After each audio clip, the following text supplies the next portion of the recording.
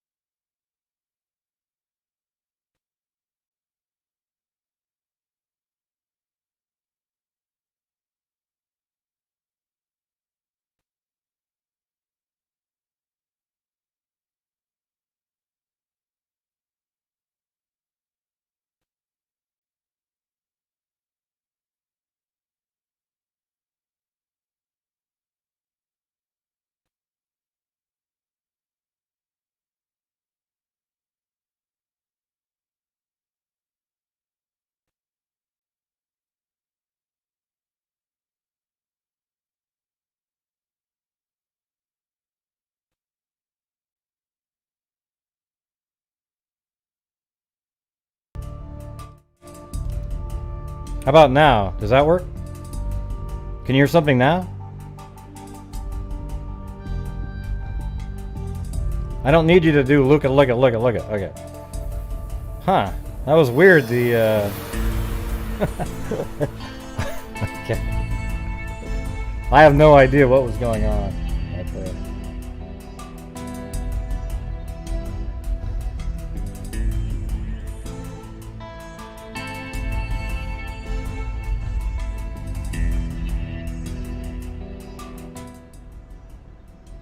Yeah, it was weird. There was this red symbol next to the auxiliary mic, and I literally did nothing but click over here, and it sort of disappeared.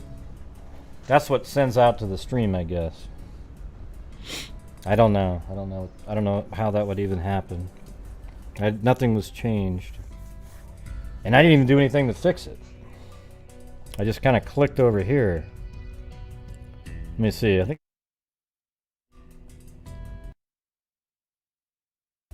Okay. Maybe that was accidentally got clicked. I can see it. Yeah, so right when the show starts, I go, oh my god, I forgot. I have to check the desktop audio to make sure that it's making sound, and I think it accidentally clicked on this audio symbol that turns off the entire stream output while I was trying to right click to I mean, I can show you if you really. Wait, let me try to do this. Does this work? Ugh. No, so so you can't really see, but if you look down here, this part down here, when I was back, I think on this one, something like this auxiliary mic thing, like right there. Right? So now it's on. However, every single time I have to hit advanced properties, and then up here where it says monitor only mute output, a lot of times when I show up, it just looks like that. And that's where you get the echo, right? Because right now it's probably echoing. And then if I click back on that, now it's not echoing. All right, so there you go. Perfect example. Hey, thank you. The Hawk. How's it going? Look at that. Pock.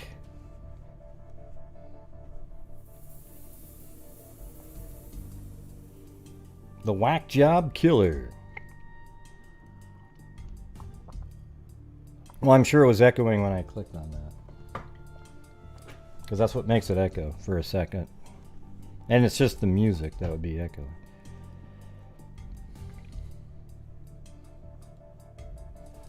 Oh, now you're looking at this over and over. It's a struggle. The beginning of the show today. Who knows why? All the gremlins are out.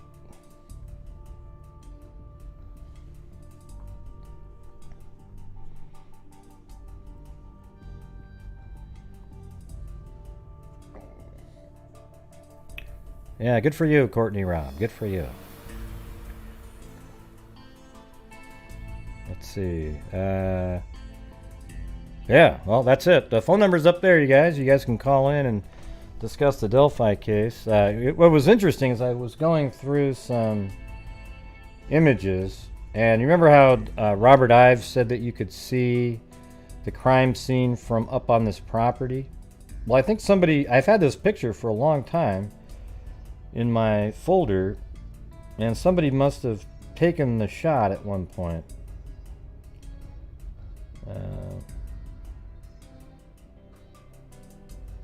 Let me open it up again now. Have it somewhere in here. I was just looking at it a minute ago. Oh, and by the way, this other case I think Brittany sent me a link. It was crazy. I was looking at it's kind of a weird case, so I'll be talking to the mother of the victim on Tuesday, interviewing her. And there was a key date, which is actually my birthday, the same day as my birth date in there, in 2011. And they literally had a Google Earth satellite image from October 16th, 2011, the exact day the guy went missing. So that was weird to actually see that. Let's see. Hold on. Let me see. I'll tell you in a second. Yeah. Okay. I'm gonna. Yeah. That is trolling. See you later. What a dumb. All right. Let's see. It's just trolling because it's so stupid you meant it to be just something dumb to say. Okay. That's why it's trolling. So, Delphi nights usually end up with 1,000 different trolls on here, and this is no different. So anyways, you see this shot right here. I was trying to figure out where this image was taken that I'll be showing you here in just a second.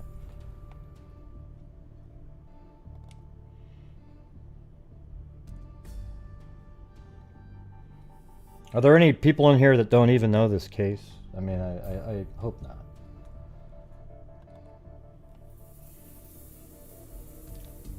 So I've had this picture for a while now. Let me see what the date is on it.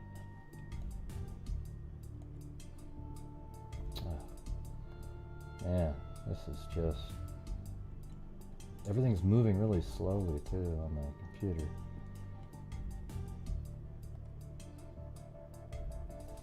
Yeah.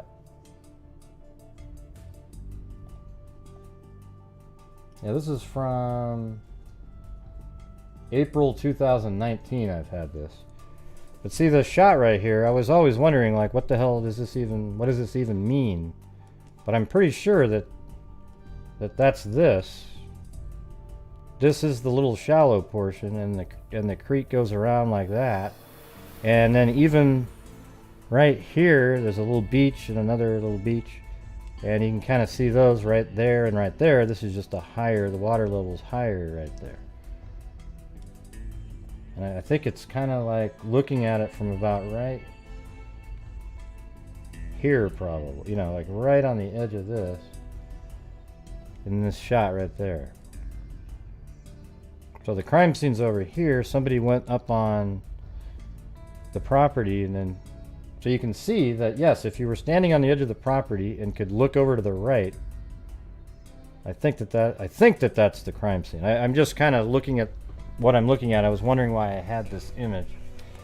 So seems like that's what we're looking at, but I can't prove it.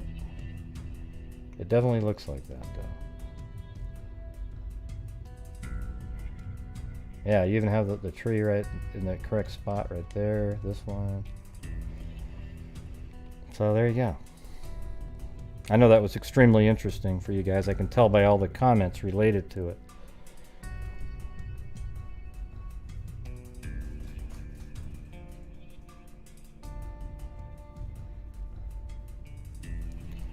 Yeah. I mean, this is... sometimes I just come in here and I just go, is this even... Are we even talking about anything?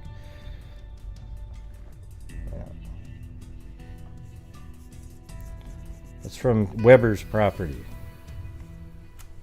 This is the one that Robert Ives was talking about. Up here on the top, above the private drive, if you go off into the corner over here, and then you walk to the edge, I think that's where that shot's coming from. And he always said that you could see the crime scene from the property, but, you know, I don't think you could see the crime scene from the house. Now, I don't know how high this goes up and how far over that, but it doesn't really matter, though. That's what I'm trying to tell you. Hey, Kit Kat.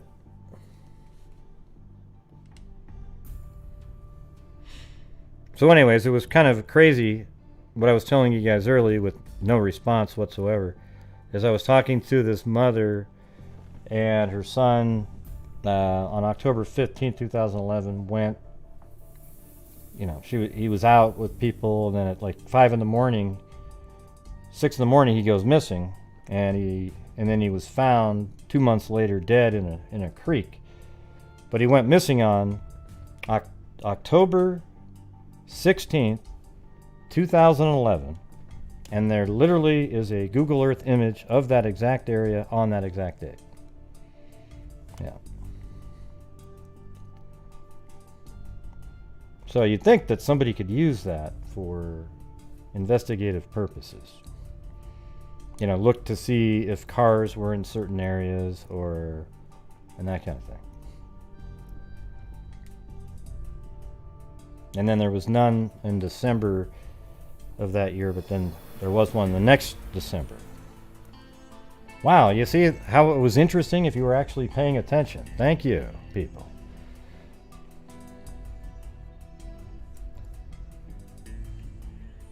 Yeah, you'd think they'd be able to track, you know, they know where everybody lived. They could see if alibis, if the cars were in certain areas. Does it make sense that they were actually doing what they said they were doing?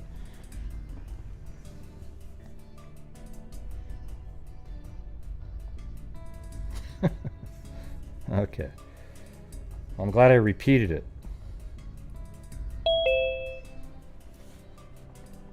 Oh, wow, we got an early call. Let the trolling begin!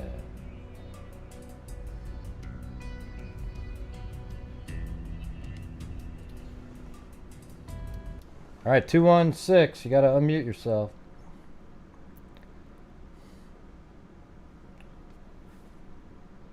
You got about 2 seconds. 216. You there? Yeah. How's it going? Yeah, who's this? Hey, this is the real Cornet. How are you? Yeah, the real who? Never heard of you. Well, I'm in the chat room. I call in every single week. Oh, okay. Well, Anyway, I don't see a comment. The name doesn't. The real Coronet, you said? Yeah. I call in about every single week to your show on Sunday nights. Okay. I just didn't remember the name Coronet. Right. Oh, okay. Yeah, but I call in. Anyway, I was going to tell you, I live in Indiana, and I made a trip to Delphi on Friday. I followed the case for, I guess, too long now, 4.5 years. And, you always get a different perspective when you see the place in person. And, I knew where everything was just from, your maps and walking us through the crime flow and everything. But you kind of get a new perspective when you see it in person. So, most of the people that comment on the case, they're always confident that the killer knew the area, had lived there or currently lives there. And I'm almost 100% sure of that. There was a caller that called in last week to the show talking about he had a hard time finding the place to park for the Freedom Bridge. And, I was looking for it. I was looking for the signs. But, you have to exit on the left, park on the right, so it's confusing. But I was surprised about how small and compact the area is when you actually get there. So I kind of visualized it being bigger in person. Yeah, but, here's the thing. The thing is, I don't need to have got. I mean, I picture it being really compact and small because I've seen video walk. The entire walk of the trail all the way across, and I know the distances. So for me, I'm not confused at anything like that. Yeah. But if you do go there, it's being in Indiana, I pictured flat around there, cornfields. There are all kinds of hills, rivers, one-lane bridges, and so there's cliffs. There's cliffs on this. I mean, there's cliffs here going around. It's sort of hilly. I've seen all. I mean, I don't know. I to be honest with you, I feel like I could go there tomorrow and I'd be able to walk to every single location without ever being there physically. I know exactly where everything is, just without having to go there. Now, I think if there was other people, there's probably other people out there that don't have all the video and information that I have. So, they're not going to, what you're saying is probably relevant to them. Like, wow, it's not very big. It's not. But we've talked about on the show many times how far it's only like a half mile from the parking. It's a tiny area. One of the things I wanted to see was, it was crazy. There was only one other vehicle there when I parked. And I wanted to see kind of like, is it possible for there to be, more than one person in this area and you never see that person? And I never did, but it's possible that person was still in their vehicle. I couldn't tell. But, there's all kinds of leaves on the trees. It looks totally different from what it would look like in February. Totally even different.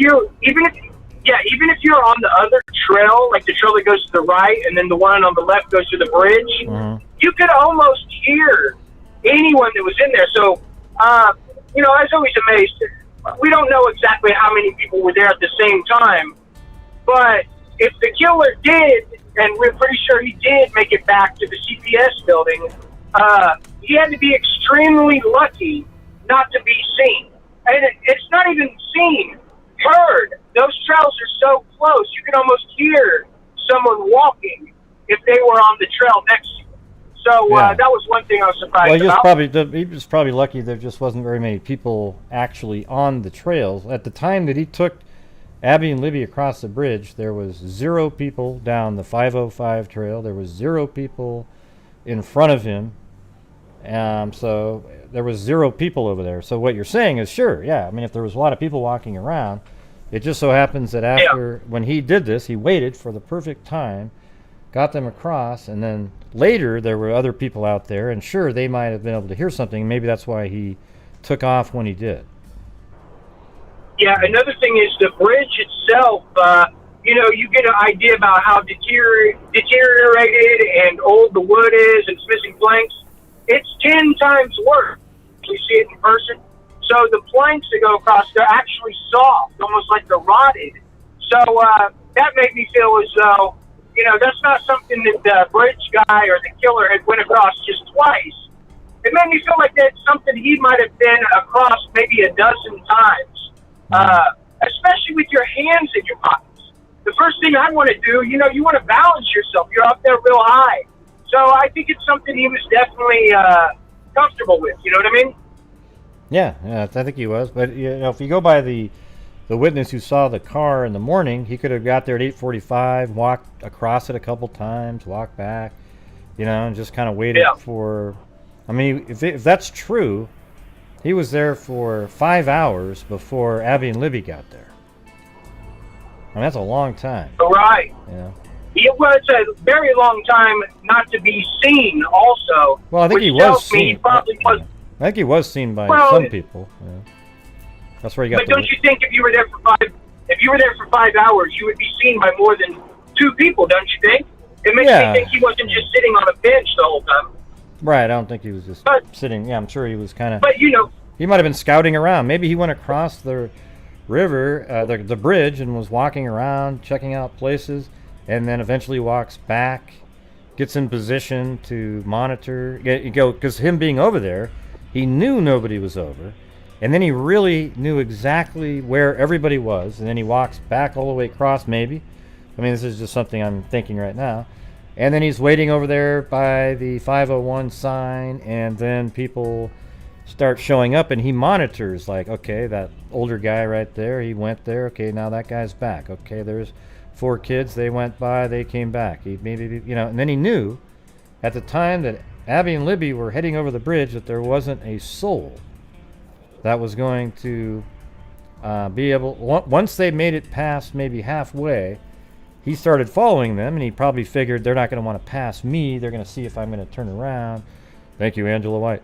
And so then he just they go off the end hoping he doesn't go over there, and then Abby gets behind Libby at the end of the bridge, and she's filming, and then, the guy said, then he pulls out the gun and has them go down the hill. So I mean, it just is a hey, to your point too, I was there on Friday at like 2:00 in the middle of the day, and I was there for about an hour on the bridge. And, of course, this trail is about 1,000 times more well-known now than it was in 2017.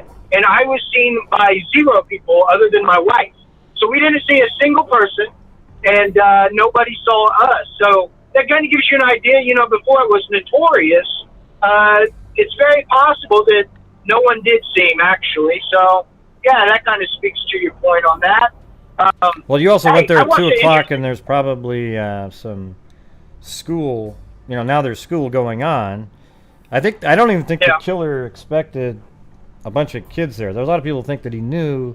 I think he was kind of just there thinking there might be, since it's sunny or something, and maybe somebody will jog alone and he'll be able to everything will align perfectly, somebody going across the bridge. I mean, it's just crazy. What's weird is, was his plan to wait for somebody to try to cross the bridge? Because I don't know if every single person that goes there, I don't think a lot of people do that, the actual full trip across. So he could have been waiting there for days, really. I mean, some people walk, out to maybe the second platform and back, but you didn't see like all these people going all the way across. But anyways, what was the thing that you were about to say? You saw something?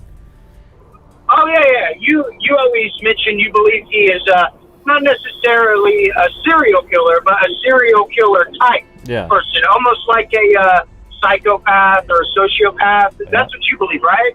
Yeah, something like that, yeah. Okay, yeah. Well, I don't watch a lot of the other YouTube videos, but there was a criminal profiler that had a video on, I think it was this week on YouTube. I believe her name was like Pat Brown or something. And she agreed a lot with you about that this could very well be a serial killer. And if the younger sketch is true, then this could have been his first time he committed the crime or killed someone. So that kind of speaks to that. You were mentioning it too. So yeah, well, I think he's a serial killer-like person, just like John Miller, who killed April Tinsley.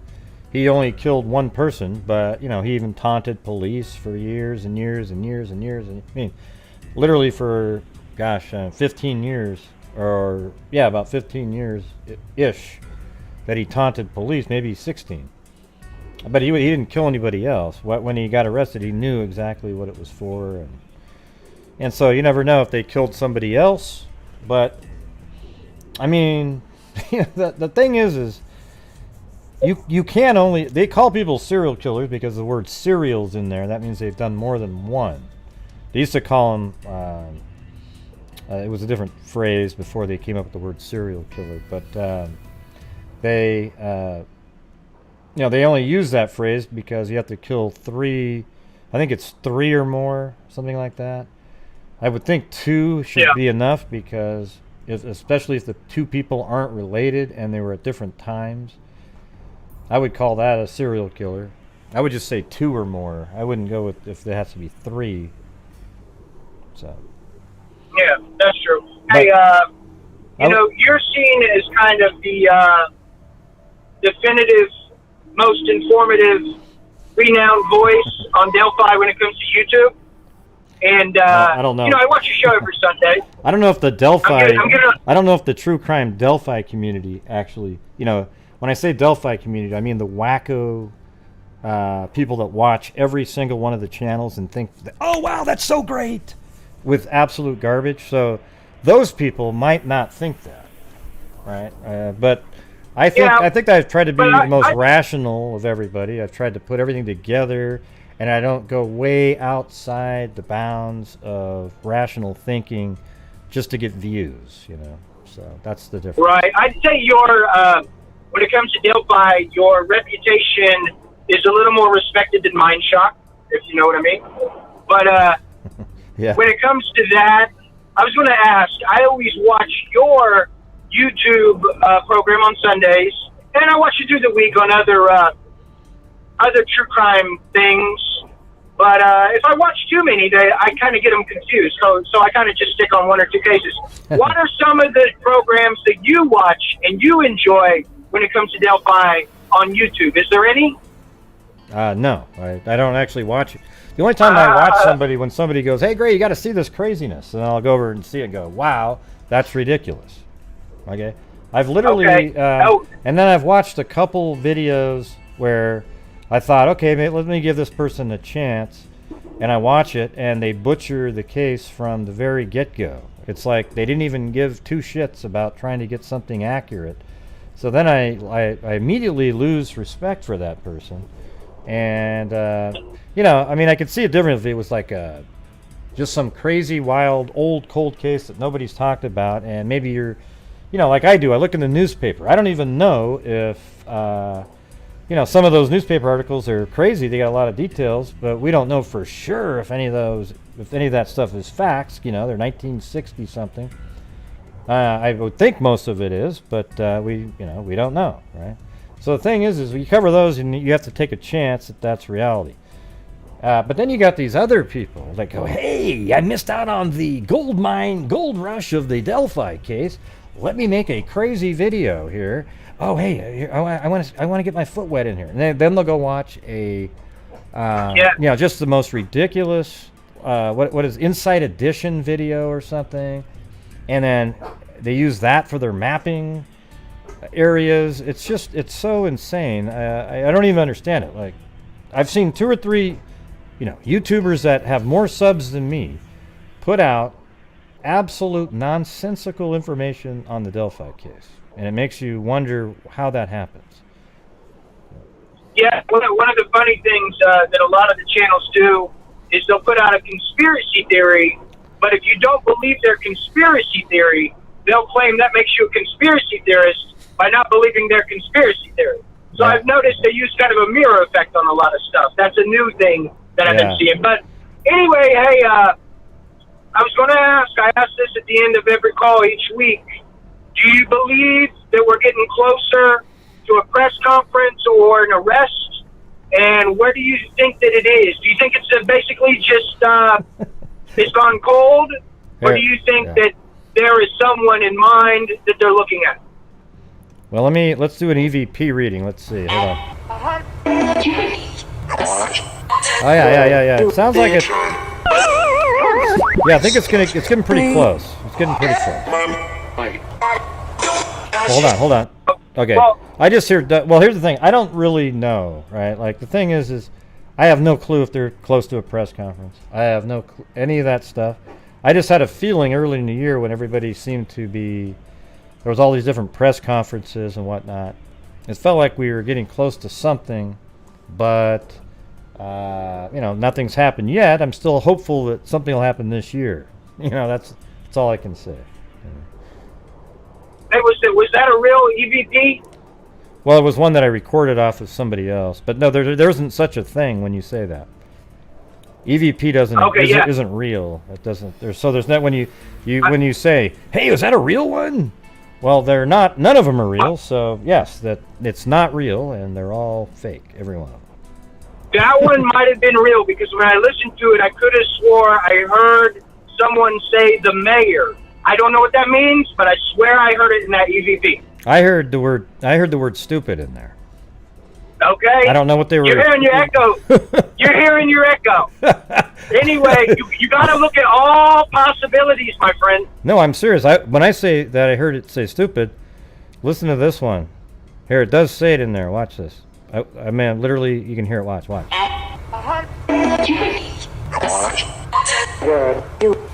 there. Stupid. You hear that? Stupid. Right there. Okay. But right before that, I heard the mayor. So you got to look into that, my friend. Anyway, you have a good one, and I'll listen to the show. All right, have a good one. See ya.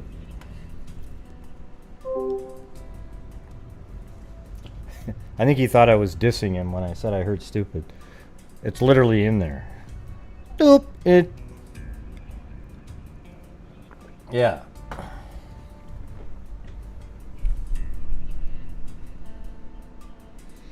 Let's see.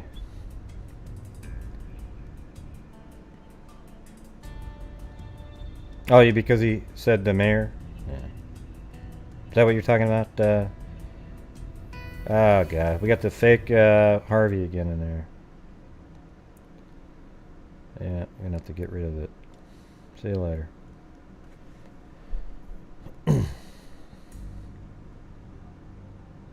Yeah, I know what he said. Silly. I know exactly what he said. The mayor guy, he's sort of a funny character. If you watch the original press conference, he's like sweating bullets, looks kind of nervous. Interesting character, for sure. No information whatsoever pointing to the mayor, though.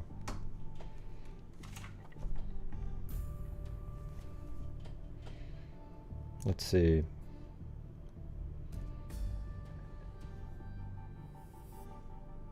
No. Karen? To clarify how they knew that this jerk was lingering around. No, I don't have any information on that. Case crack. You can believe it or not, okay? I'm just telling you right now. If you don't want to believe that he was around for 20 minutes, then do whatever you got to do. Because I don't care if you believe it or not. But I've heard it from 2 different sources that have had accurate information, all right?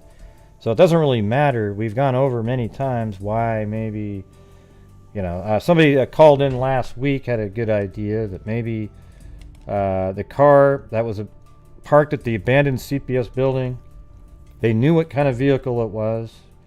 And then later, when they saw the guy on a bike, they saw Derrick pull in. Perhaps that tells us that there's a camera on one of these buildings here at Mears property.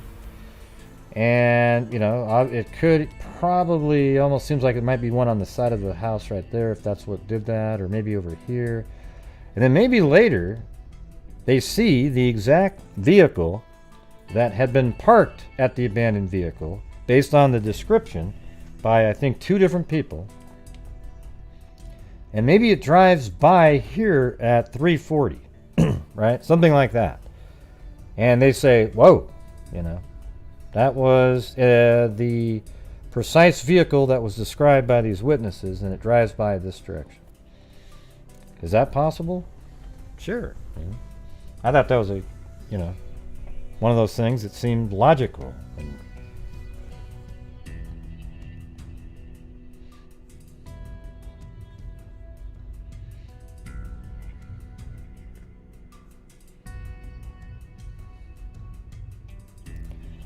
Ivy Rose has been unblocked for a long time. I don't know why she keeps saying the same thing over and over again. It's driving me nuts.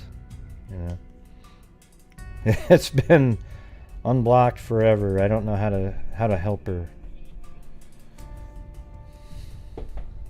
What's going on, Amber? What happened?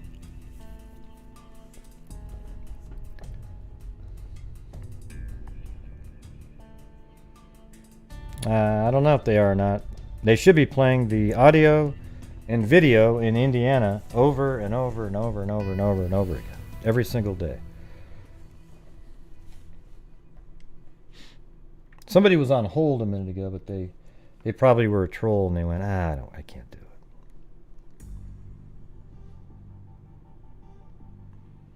Let's see.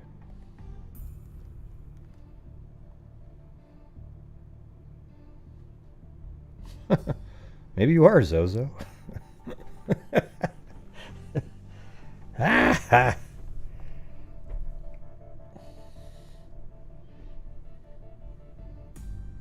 Hey, let me tell you something bad, Acid Reflux 714. I'll save you time, okay? Have a good one.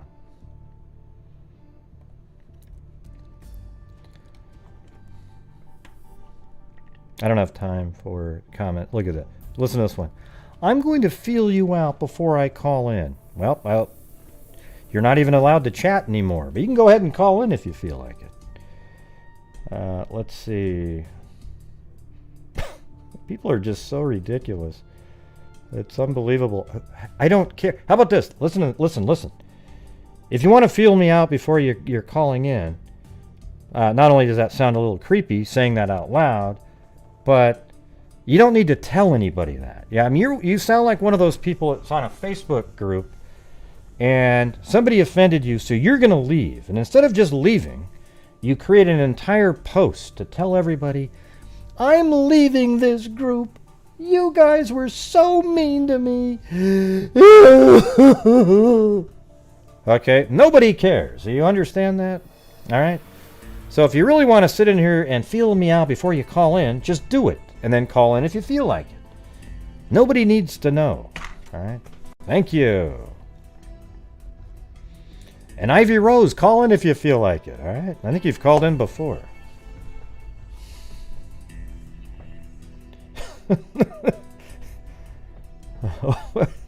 I mean, what I just said is absolutely true, isn't it? I mean, let's be honest. What I just said is 100% accurate. I just don't play the little game where you go, oh God, really? Okay, let me see if I can. Let me just try to sound really nice for a few minutes so that you'll call in. You've entered the hostile zone.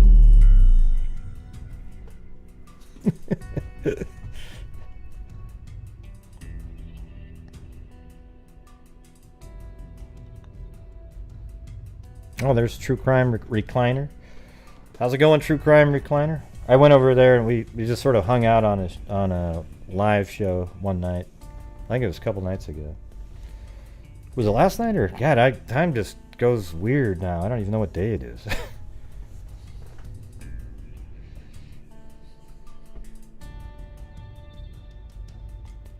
Yeah, 2 nights ago. Yeah. It was kind of like midnight almost. Yeah. So I'll just go back over the case again. Oh, I did have something I was going to show you guys. See, this is a video that Beth had from a long time ago.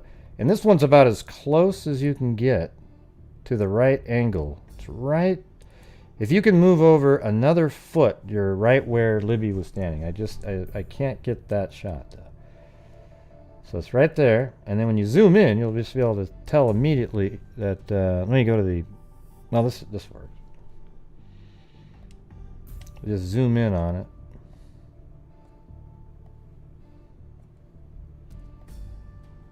See, right there, you got the little nodule, the 5th platform, and the forked tree all right there.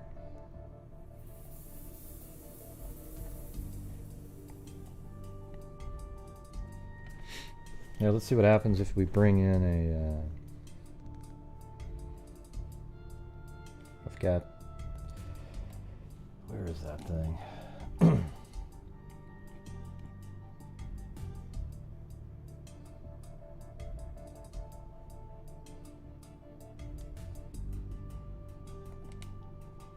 Yeah, that's not it.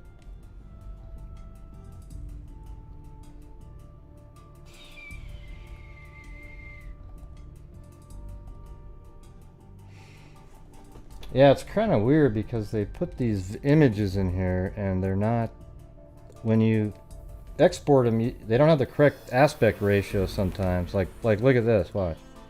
Oh, that's perfect. That came in correct. That's so crazy.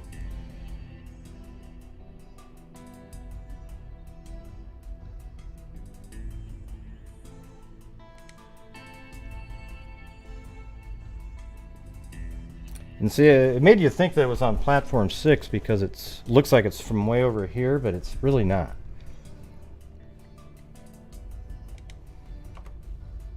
See, here's all the still frames, but look how in this program the aspect ratio is whacked out. Can you guys see that? These are just the still frames, so it looks like this. Ding, ding, ding, ding, ding, ding. So you can go look at each still frame individually. Okay, so that's what I use to stabilize it. See that? So this one's one of the better ones. That's a pretty good one. Like that's a good one there. This one. Yeah, probably like that one. Hey, thank you, Maybe Sunshine. Okay, so that's number 56. There's only 58 frames. There's usually 30 frames a second. So we don't even have 2 seconds worth, and people go, oh, look at that, he's got a bad knee, everybody. He's got a bad knee. Well, how the hell do you know? I mean, it's literally 2 seconds. Well, Greg can tell the way he flicked that knee up in the air. Well, he was stepping over railroad ties. Well, that doesn't matter because yeah.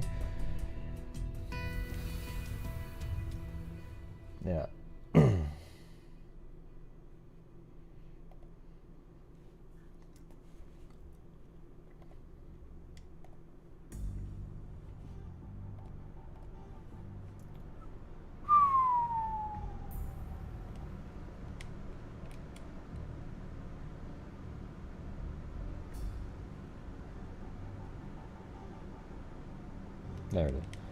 So number 58. Put this up here.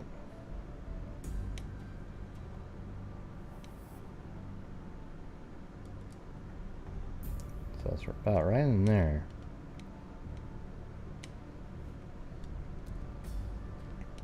Let's see what happens. And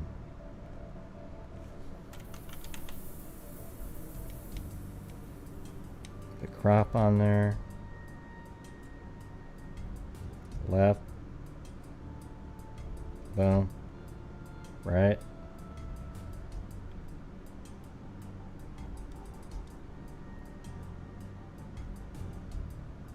On this one, the forked tree is kind of blurry. Let me see if I can get a better one than that.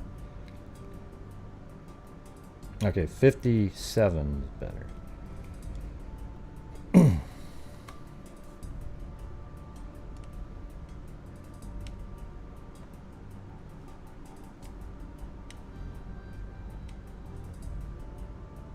Isn't this fun, everybody?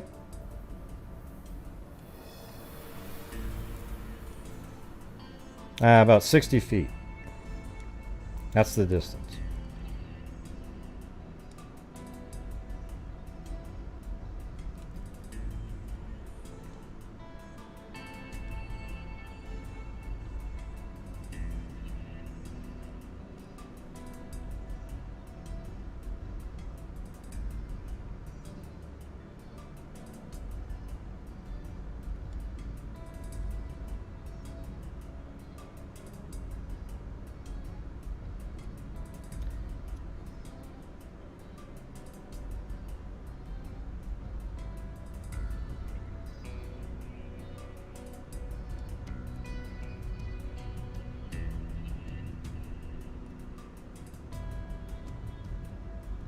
Ooh, God, that landed right on it. Look at that. That's wild.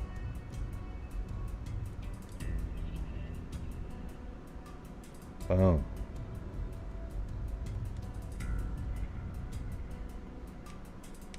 Look at that. And that's literally, that frame right there is so perfect.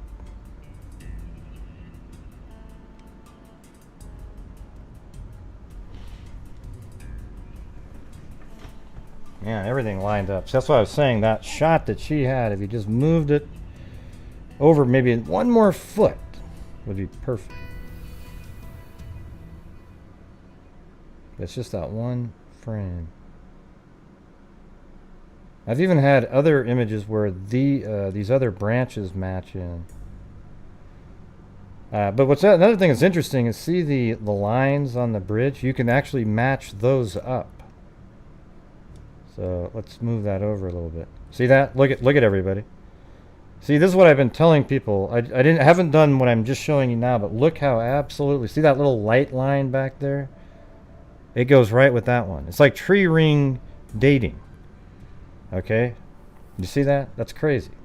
And then this one is like probably this one, and you know, like right here is right up in that area. So then you move that in, just like that.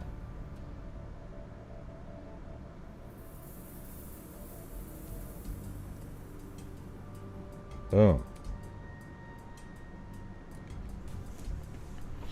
Pretty wild, isn't it? That's how we were able to figure out exactly where he is.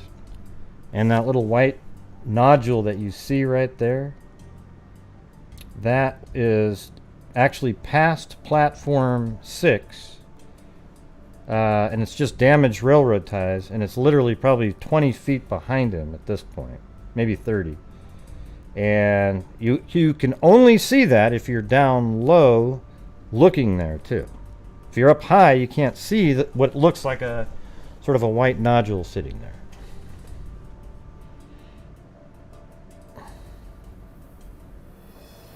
Okay, well, if you, I get you can't see, but Kanan, sorry that you can't see. I don't know how else to help you with it.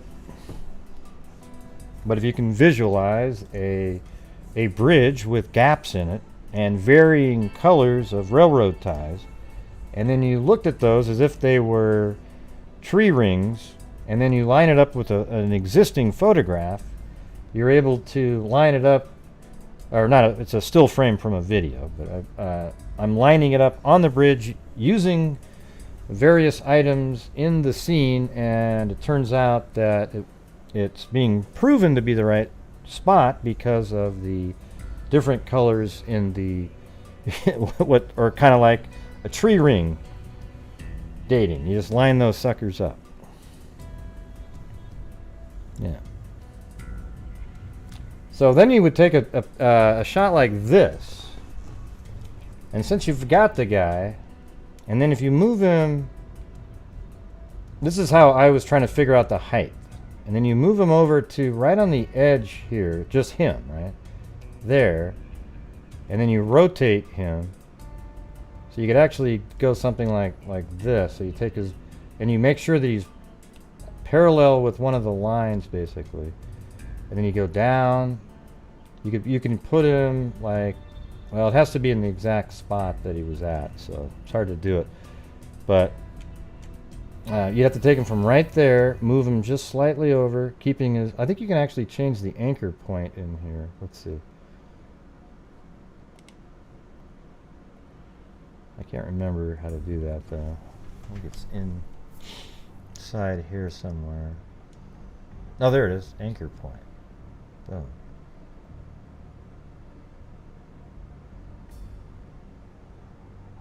Anchor point.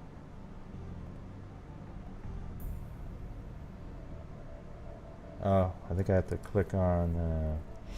Let me get him back to his original spot first.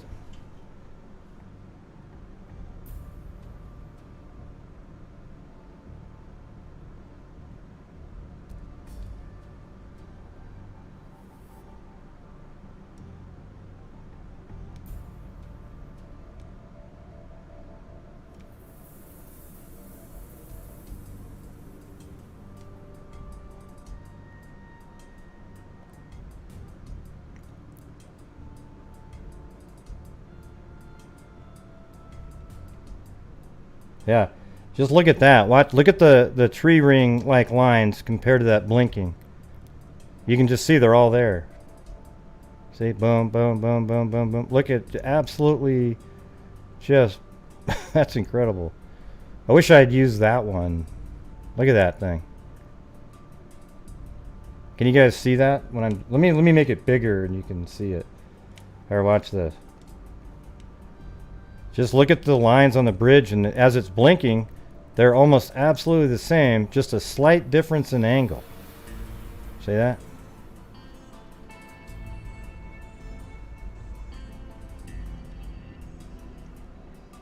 So, if you were going to do that, then you'd slide them along this line into the shadows, because that's actually part of this darkness is shadows. So you'd have to, and so you'd be off by maybe, you don't know, an inch or so. And if you could get the anchor point, I think it's, let's see where that is. Boom. Can I just move that by itself? Oh, look at that. I can put it by, let's put it by this foot right on the inside like that. Okay, then you rotate it.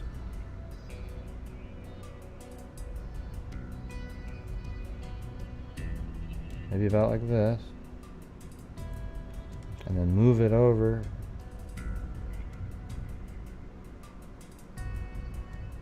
See, I wish I could get rid of, now I'd have to get rid of the rest of the ground there. But let's just throw it just for the hell of it like that. And then I know that this is 6'6" from the inside of this to here. And then if you just put something on there that like a ruler, you can come up with his general height here. You know, but you'd have to get rid of this below his feet there and then slide him into that spot there. Basically, probably the only way to really do it would be to, if you could just remove everything but him, slide that foot right over into this area right here about, rotate him, and then have a scale in there for the distance of 6'6". What do you guys think of that one? That's how I would come up with something, because it's, without having the right rail, you don't really know. But look how accurate this shot is based on the lines in the still image.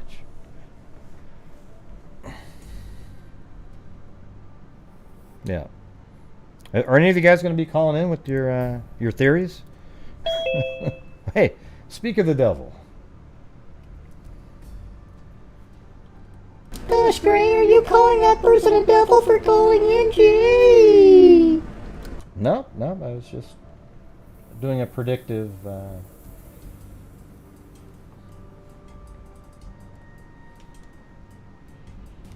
right, let's see. What's going on? Got to hit the unmute. Unmute. How you doing tonight? Pretty good. What's going on? Who's this? Oh, this is Mel. I go by Mel. Cold Truth in your chat. Oh, okay. Cold Truth. All right. What's going on?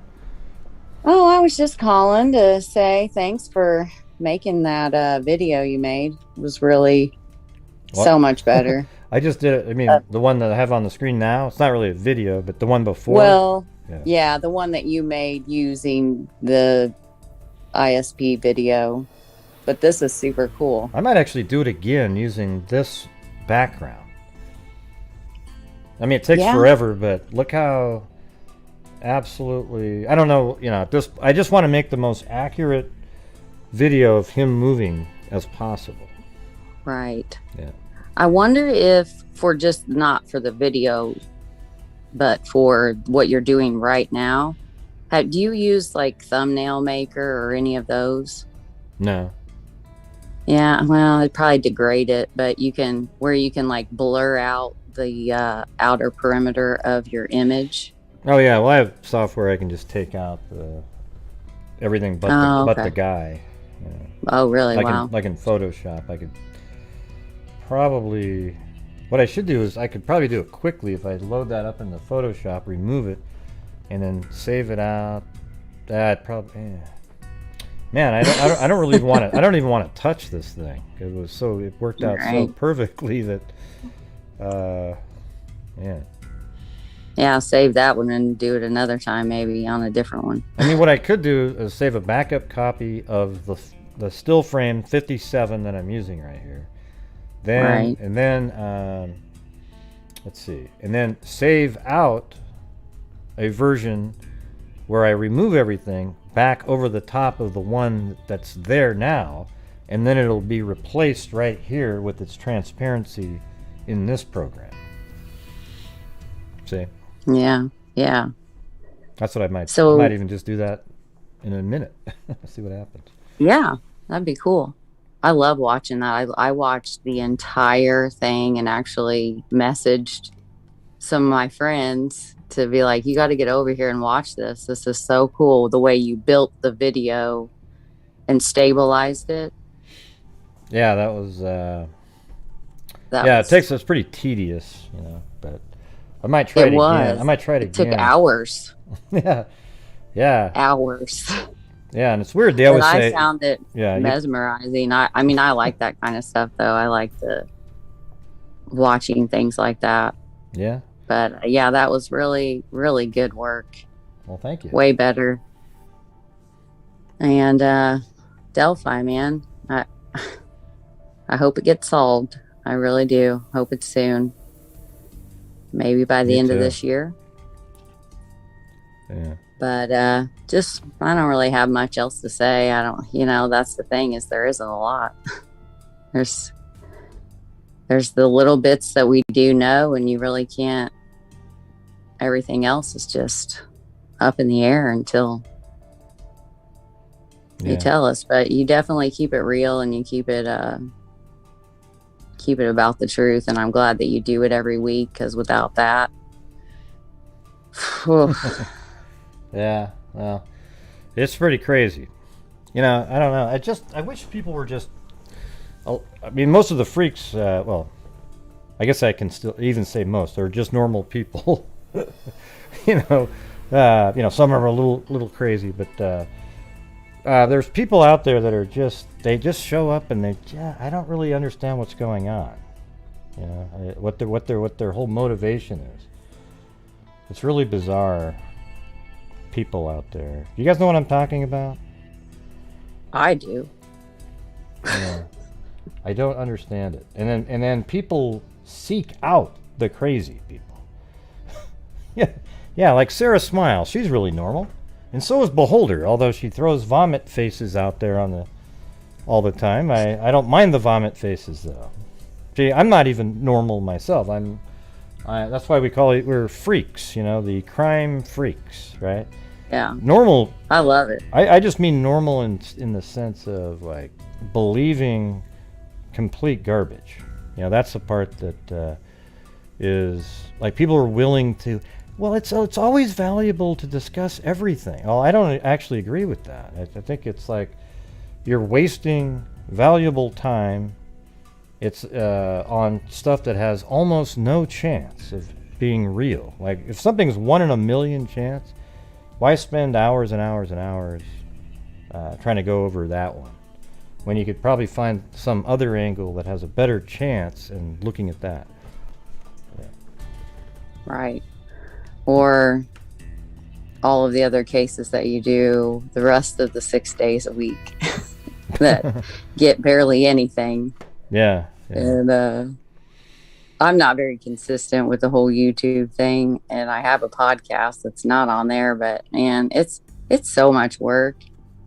It takes a lot of time you got to have to dedicate yourself to it. And yeah, I just that's why I don't care when people say, gosh, Gray, why is your channel monetized? Well, I don't I deserve to have it monetized. Like the thing is I don't really. People shouldn't be ashamed to monetize a channel as long as they're not putting out bullshit to sell to people to get people to watch it. I don't do 100%. that. I feel I'm proud of this channel, and I'm more proud of all the freaks in there, even the weird ones yes. that support my channel every single day. Okay, I mean literally every single day. because I spend hours and hours and hours and hours and hours doing the regular shows during the week, and then even on these shows I spend 3-4 hours on the show talking and letting people have a voice in the case. I don't agree sometimes with people, but that's just kind of the way it is. And that's the thing is there's a big difference between someone that does what you do and say some of the other unreputable losers. It's keeping it to where you're doing, because I've had to like stand up for you privately, and I'm like, no, that's not how that works, because people just assume stuff. They always say that I'm tricking people. I'm gonna say it one more time, everybody. Well, actually, not one more time. You don't, though. I'm gonna say this again for the 20,000th time, but you're just not listening because you're morons. On this channel, I bring in donations every single night for my channel and for charities at the end of the month. Okay, that's it. Right. And some months are better than other months. The last 2 months, we've donated $4,000 both months, MUNTS. But some months aren't as good, right? But that's just kind of the way it is. And we've donated $22,000 this year. Okay, and so people are helping me out, and they're allowing me to actually justify doing the amount of time that I do on these shows. I mean, I'm actually trying to make a difference. And you are. And that's the thing is like, for us freaks, like the people that support you, and I plan on it. I used to before I had to have surgery, and I will as soon as I get back to work and everything's all copacetic here. But people enjoy being a part of something and giving back and being a part of something that's bigger than themselves. We could all each give $10 here and there to a charity or all the ones that you do too. But when we get to be a part of something and like watch it every night and donate and be members, and we do it all together on a big night at the end of the month, like that's super cool. And it's one thing about true crime, because we come here because it's entertaining. Let's just be real.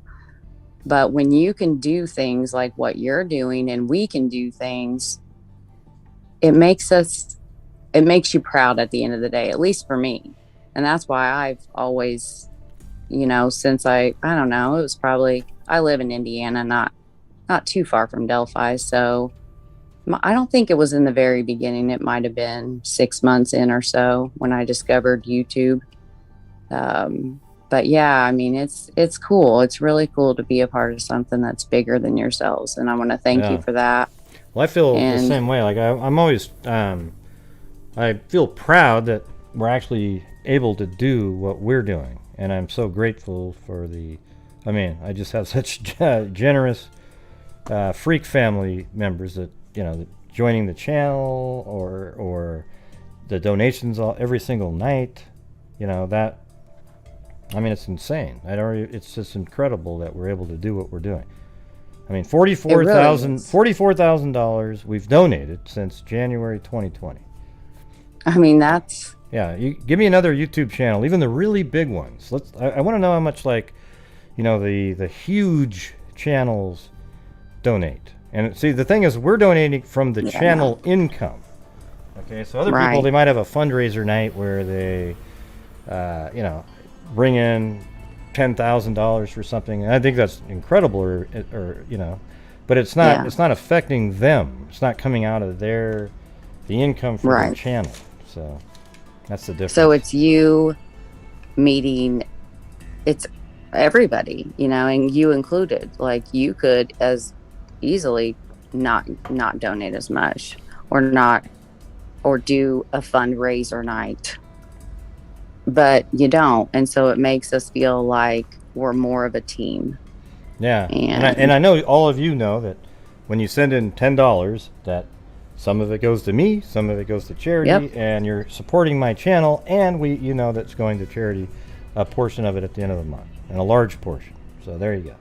So I hate when I have to explain it over and over again. You see these clowns, they show up to all these different places, and they say the same thing over and over and over again. Okay, I am as open and honest with what I'm doing as you can possibly be. Right. So there you go.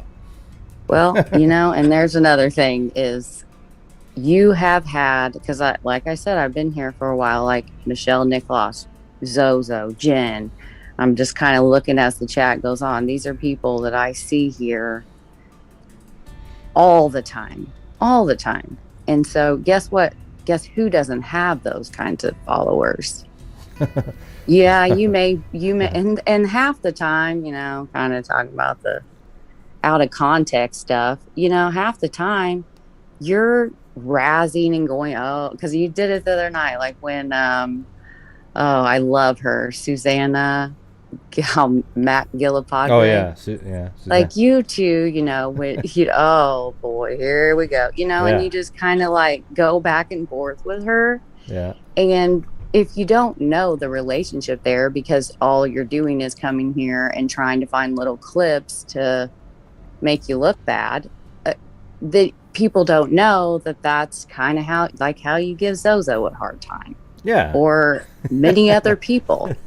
It's Zozo. It keeps things interesting. Zozo accuses people of murder though on the show. No, I'm just kidding. Yeah. Well, the thing is, everybody just has different, different relationships. I just go like this. Oh boy, here we go. Exactly. Here we go. And then Susanna's going, and then Susanna does these like.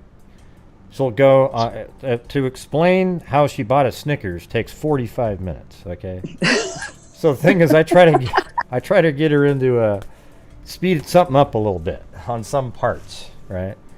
Yeah. So, yeah. Come on, get it out. Yeah. Where is Susanna? She's hilarious. Yeah. but yeah, the stuff you're doing, Lucky especially. Charms. Yeah, she's good at the Lucky Charms. They're magically delicious.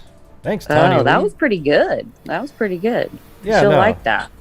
We'll Yeah. have to tell her the timestamp. Well, I have to coach her into it. The Irish Spring one, she doesn't know that one as well, so I have to help her out with that.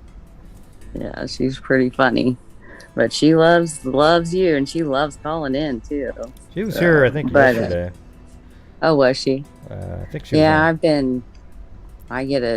Sometimes I usually just listen to it back or don't comment because it's so fast, and it's just, I like that part of being here. But it was cool that you jumped on True Crime Recliners chat the other night. And, yeah, I was just over there. He's watching. A cool dude. It just seemed like it'd be kind of, it was fun just kind of hanging out. I know. Well, talking. I didn't get I fell out. I mean, they were on forever, but I fell out pretty early. I don't think the video was up the next day or something. I didn't see it. Oh, really? I didn't see it. Yeah, you jumped on there, and then you were in a chat one night when he's a good dude. He totally, he'd asked me to come on and chat with him, and I was like, I can't. I just lost my dog. And he just stopped his show, and that's what we talked about. And that's a cool dude right there. Yeah. But, yeah, they're fun. Well. Yeah. I was just reading. I want to talk it's Delphi night, so, but I would love to talk about, just on another night that's not Delphi, is the DNA Doe project and all that entails, and the genetic genealogy, forensics and all of that is so cool.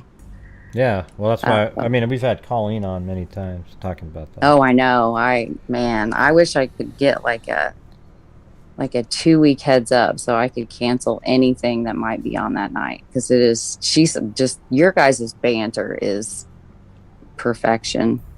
She's really awesome, and but yeah, that all that stuff fascinates me. I would love to do it for a career someday. Do you think it could possibly do anything for Delphi? Like, what's your... I mean, maybe. It just seems like you'd have to have a huge team of people. It sounds like they don't have a very good DNA sample of a sample that may or may not be from the killer. They don't even know what it is. You know, Right. touch DNA on a shirt could be from anywhere. Right. Literally. Do you feel like it is when someone says the killer has never committed a crime before? How do you feel about that? When they say this person here? Yeah, the Delphi killer has never committed a crime before. Well, I think it's just sort of dumb.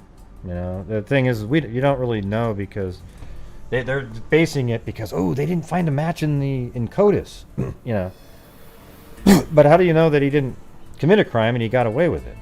Like he didn't leave any DNA, or how do you know that the crime that he committed wasn't a felony where he had to give DNA, or there's just a million different things. I wouldn't call it dumb. I just think it's just sort of like, hey, he's never committed a crime anymore, without really thinking about it at all. It just doesn't.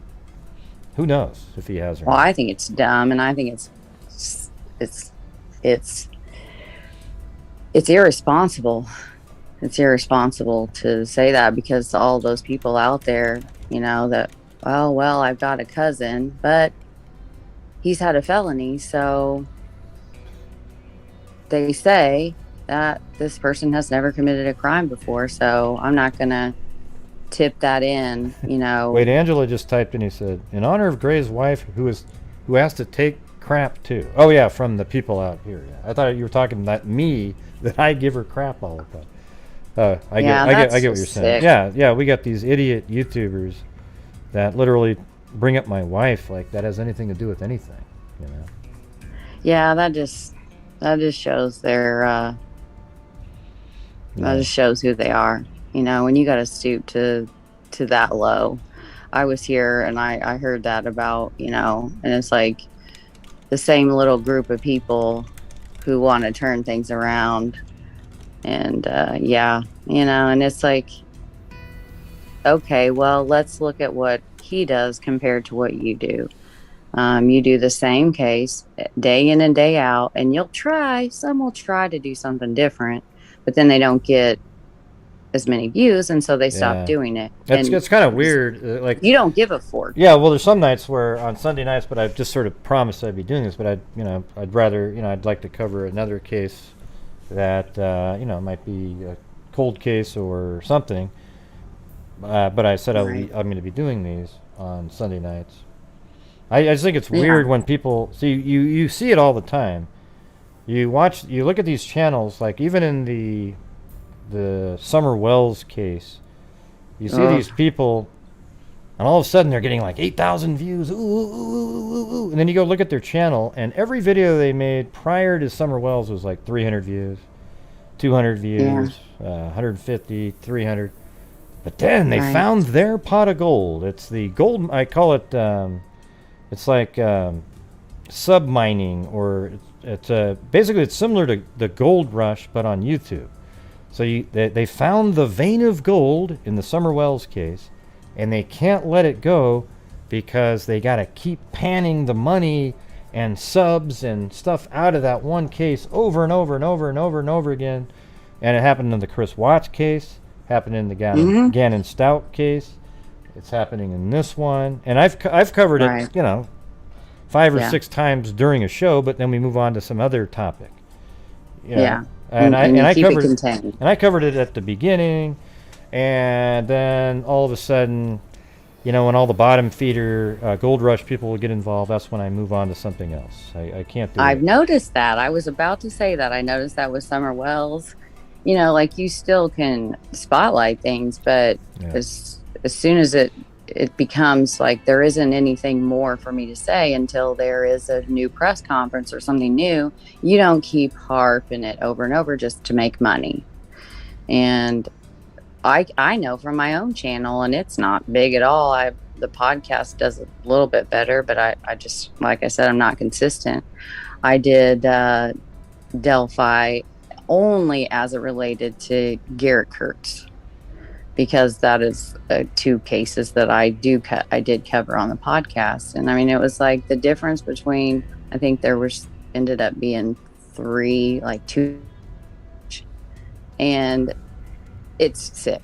It makes me upset, and that's why I just like, no, I'm just gonna keep these 20-year-old cases that get no attention, and then, but I want to try to do different things. I just don't. Mm-hmm. I end up coming here. Yeah, well, there you go. And then I don't do my own work. Yeah. I like this better. I like being I like listening and then hearing about it way better. I'm better at that. Better at it. Well, cool. But yeah, it's pretty sad that Delphi. And no, I don't think Garrett Kurtz is the Delphi killer. I don't think that. Yeah. But all right. Well, I'm gonna go do some more with this video sorry. here. Yeah, totally. All right. Well, you have a good one. And I'm gonna see if I can get that background taken out and lay him down on the bridge and see how tall he is. Yeah, that'd be cool. All right. I'll be watching. Well, thanks for the kind words. Appreciate you calling in. Yeah, no problem. Later. All right. See ya.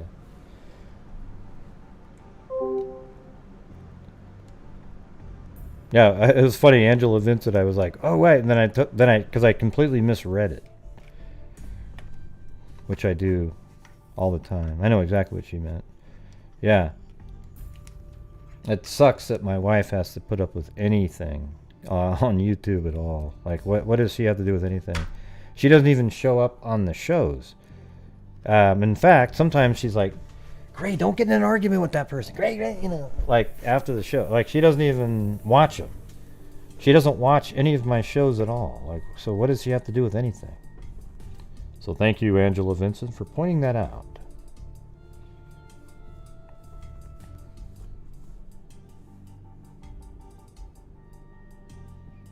Let's see. Yeah, no, it's god awful. She did go to CrimeCon with me 2 years ago, though. That was kind of cool.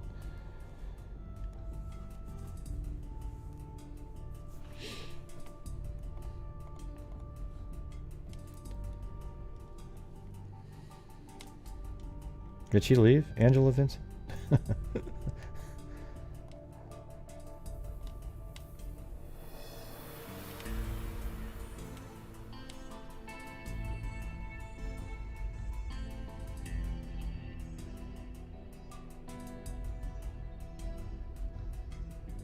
Oh, there you are. Okay.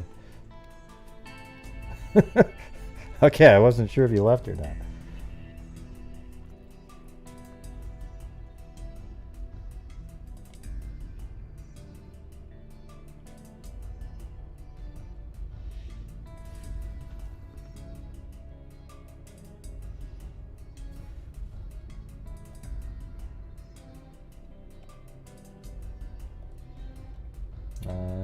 Where is this?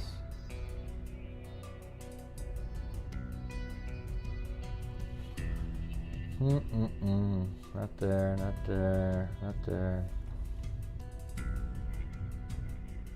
Not there. Yeah, where the hell is this coming from? I don't even remember now.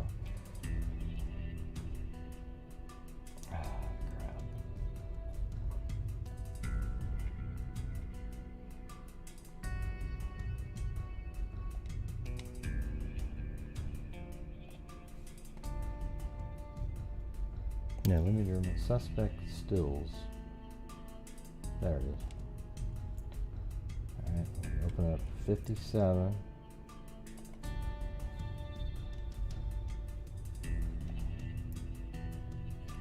Yeah, so it said something weird. Okay, wow, there we go.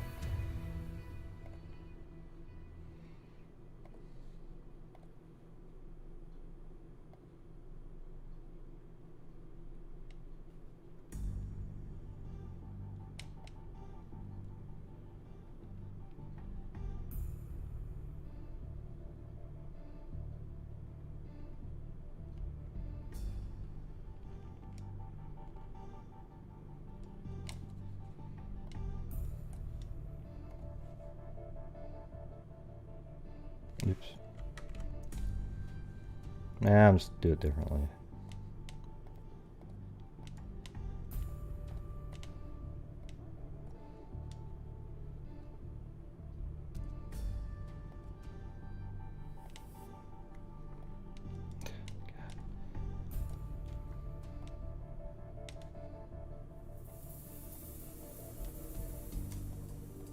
This part doesn't really matter that much. I just want to... Yeah.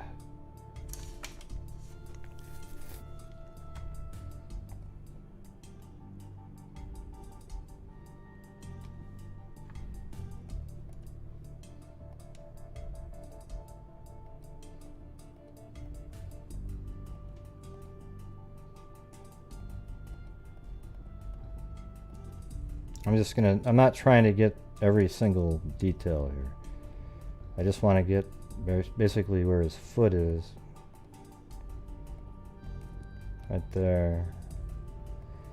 And then the rest of this can just, I just need to, then the top of his head is all that's really important.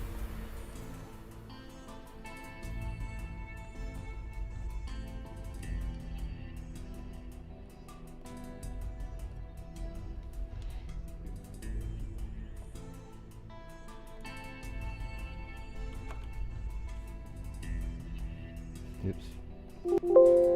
Crap.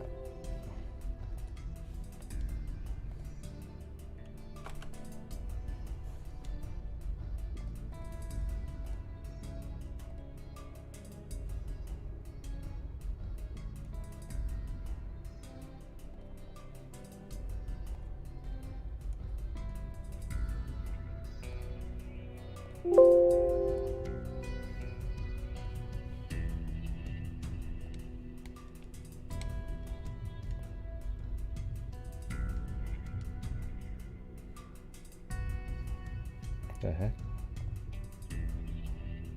Oh, that's a JPEG. Hold on. Shoot.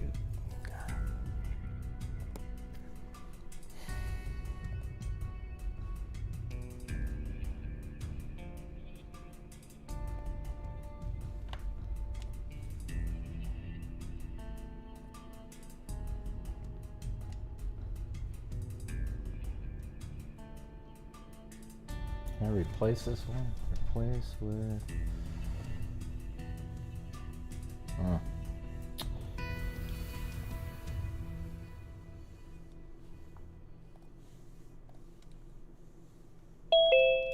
Now you're gonna have to wait. I got something I'm doing here.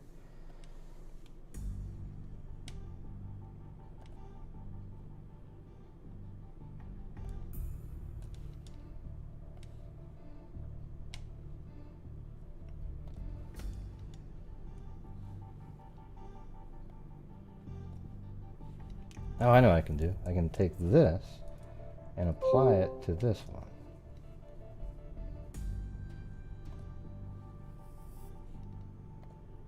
Ooh, there we go. Hide this one. Wow, look at that. That's exactly where he was. See how crazy that is? So that's where he is on the bridge. That was pretty sweet. I just took the settings that I had already scaled and everything, and then applied them to the transparency. And so that's where he was right there.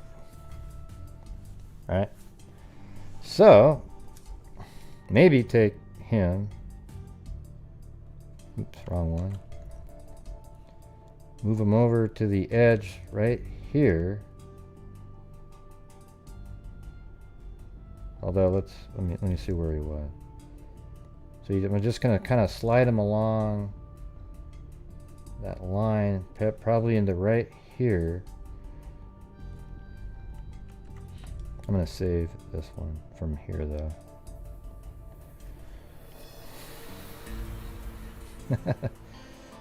Yeah.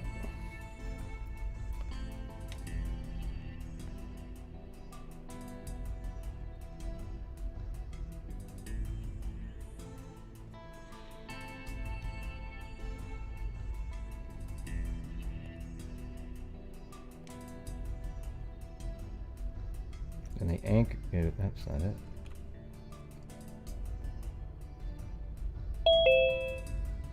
So I'll put that right there.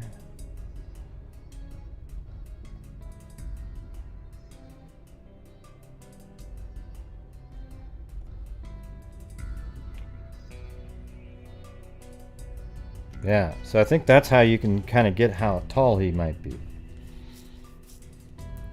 Right, like that. That's 5'6". So I think he's like 5'8" or something like that. But we'll do that in a minute. Let me get to the. We'll try to do something in Photoshop here in a minute.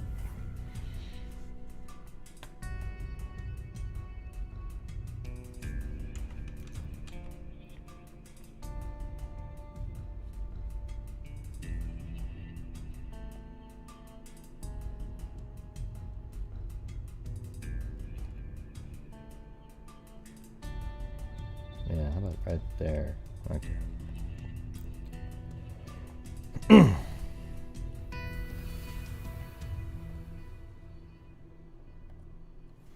All right, 203. 203, you're on. You gotta unmute yourself.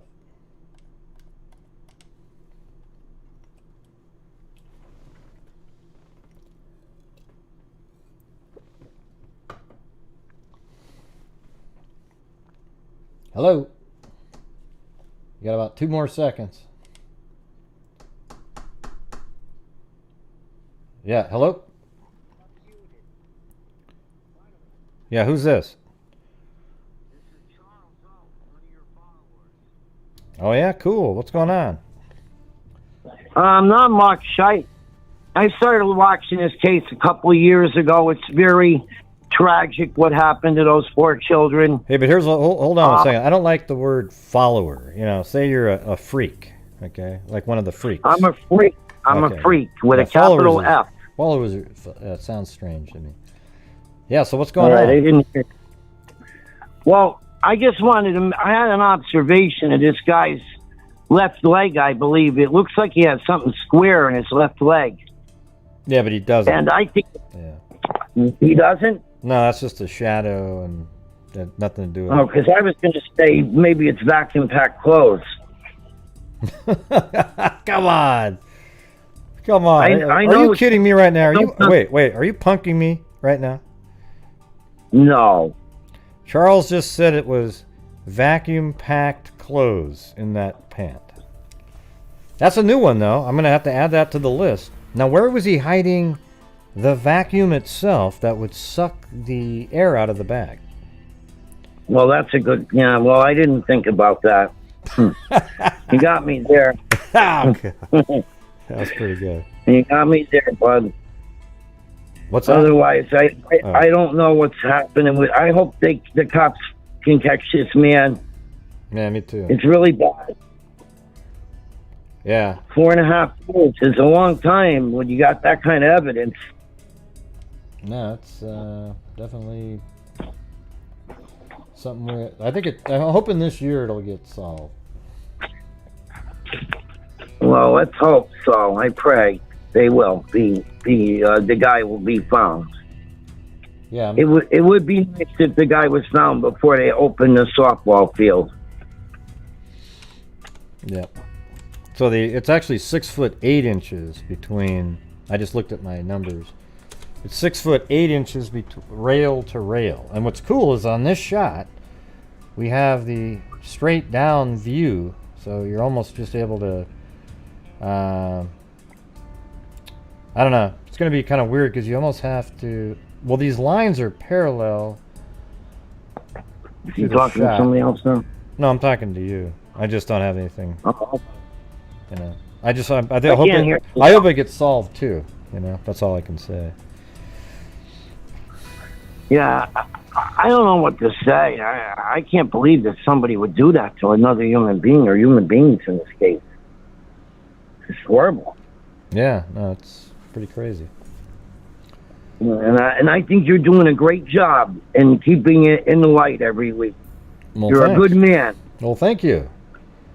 And you have a really good channel, and you're honest, and you have great videos. I watched one of the Stanley video after you were on last night. It's an awesome video. No, you heard that one? That was crazy, wasn't it? Yeah, yes, sir. It was really good. That guy it was 2 hours long, man. He gets pretty crude in there, but he seemed kind of believable. What do you think? He's brutally honest. He's like you. Hopefully I'm not quite like that. Oh yeah, he beat me. No. Yeah, I mean I'm honest, but I'm talking about he's like, yeah, talking about you know, I don't know. You guys have to go listen to it. That's about all I can say. You almost can't quote anything out of it, right? Yes, but he's under pressure from the cops. They're questioning him. He didn't need to be questioned again. He wanted them to get to the point. Right. They want to beat around the. Yeah, exactly. No need for that. Yeah. Awesome. Well, it is awesome. It is awesome following you and being a freak with the crew here. Awesome. And, well, it's good having you around. I see you in the chat all the time. Appreciate it. Yes, it is good to have people like me around. We all love you. You're a good man. All right. And on that note, I'm going to say goodbye. Okay, have a good one. Thank you. You as well. Bye-bye. Charles O. All right, I'll be back here in just a second. And if you guys would like to help support the channel, feel free to do so. At the end of the month, we're right now 1/3 of the way into the month. All right.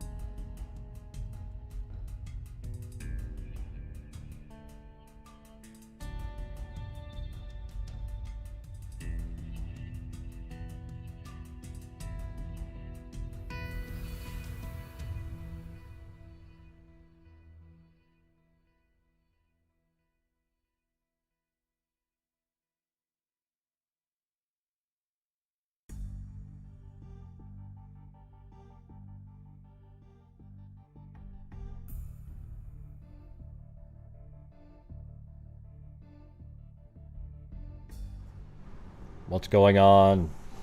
Oh, I guess nobody felt free to do so. Oh man. Okay, so it's 6'8". I'm gonna let me move this over here.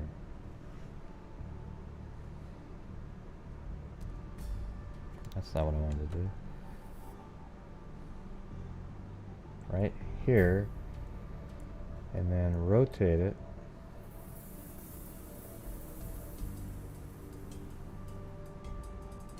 You know, and I don't think he's 100% standing straight up here. Although that left foot is, but he's sort of hunched. So you might have to add an inch or so at the end. So you put him right in there like that, maybe. Let me line him up on that line. I mean, this is a pretty crude way to do it, but it's close, I think. So maybe like right there, and then thank you, Kit Kat.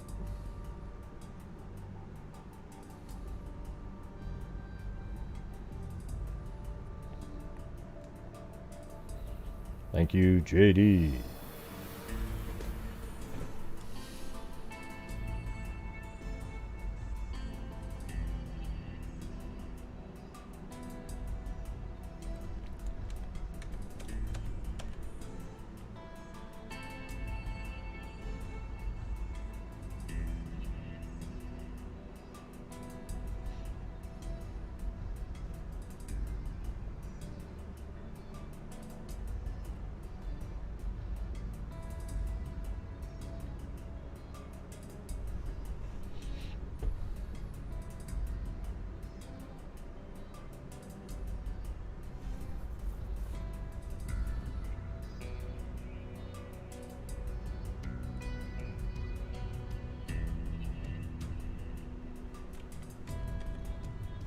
so it's that line right there. Just trying to see that line.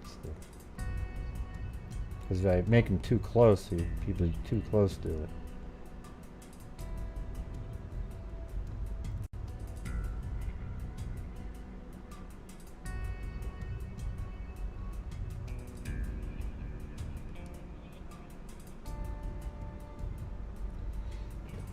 It's probably a little bit more like that.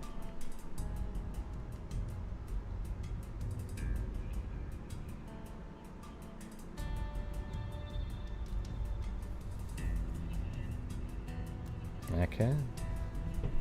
Maybe take that one. But since he's right here, now I can just make him go up higher, I think, in the air. Like that.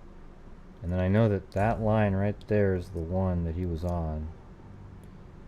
So let's see what happens.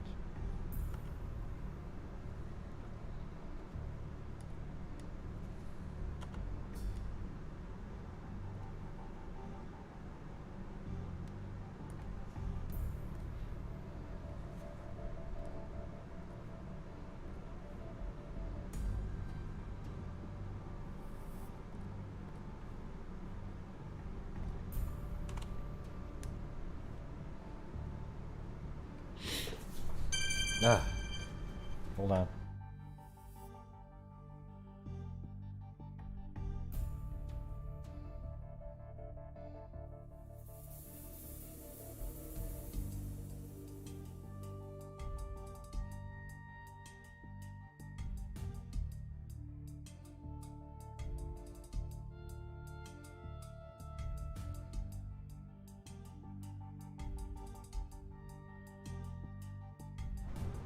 Alright, so now I need to get something that's like a measuring tape deal here. Let's see. This is just a crude way to do this. I mean, I'm basing it because these lines are parallel to the ground almost. You know, it's gonna be close, but now the only problem is the lines they're not, you'd almost have to space them unevenly, and then they get wider as it gets more to the right. So they're closer together, so I'm not really you'd have to have something that actually had, it was like three-dimensional, that when you turned it, it's not gonna be much though.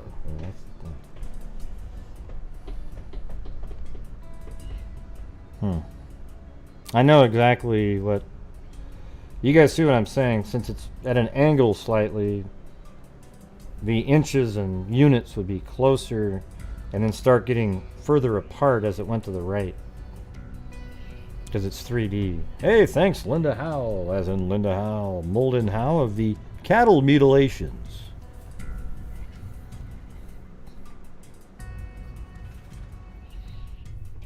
But it still seems like the last part would be pretty good because you're on the right hand side. So even regardless of the other portion, if I could fit it in there.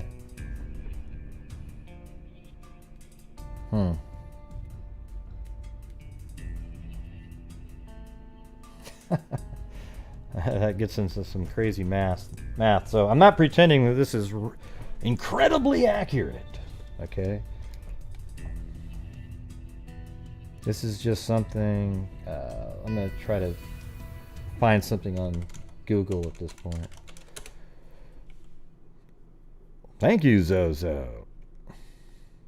Following Lee D with a few bucks. Oh, and there's Lee D. She's not chopped liver, I swear to God. Thank you, Kit Kat, JD, not chopped liver Lee D, and Linda Howell, and Zozo. hey Zozo, I mean Lee D, I need to come up with like an image for chopped liver, okay? I was just looking at something else at that moment. Nope, no doghouse. I'm in the doghouse? Look out for Cocoa Pups. Cuckoo for Cocoa Puffs.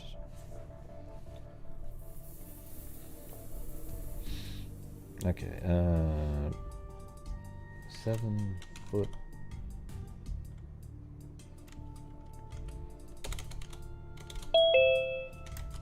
Ah, man, just when I'm on a roll, I always get these calls. Let's see. Used to measure length. Hell, I'll just grab that thing. Hold on.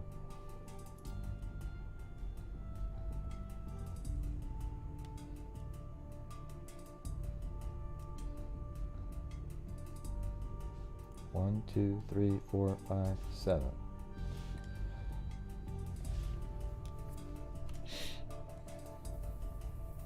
And it's not even 7 feet, though. That's the thing. Anyways, we'll get back to that in a minute.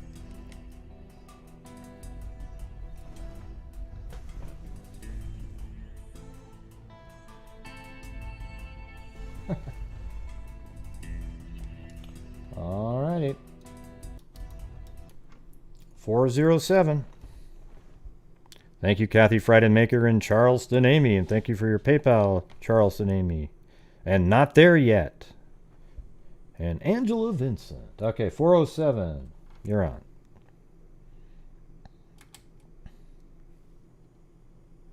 Hello. 407. You gotta hit *6.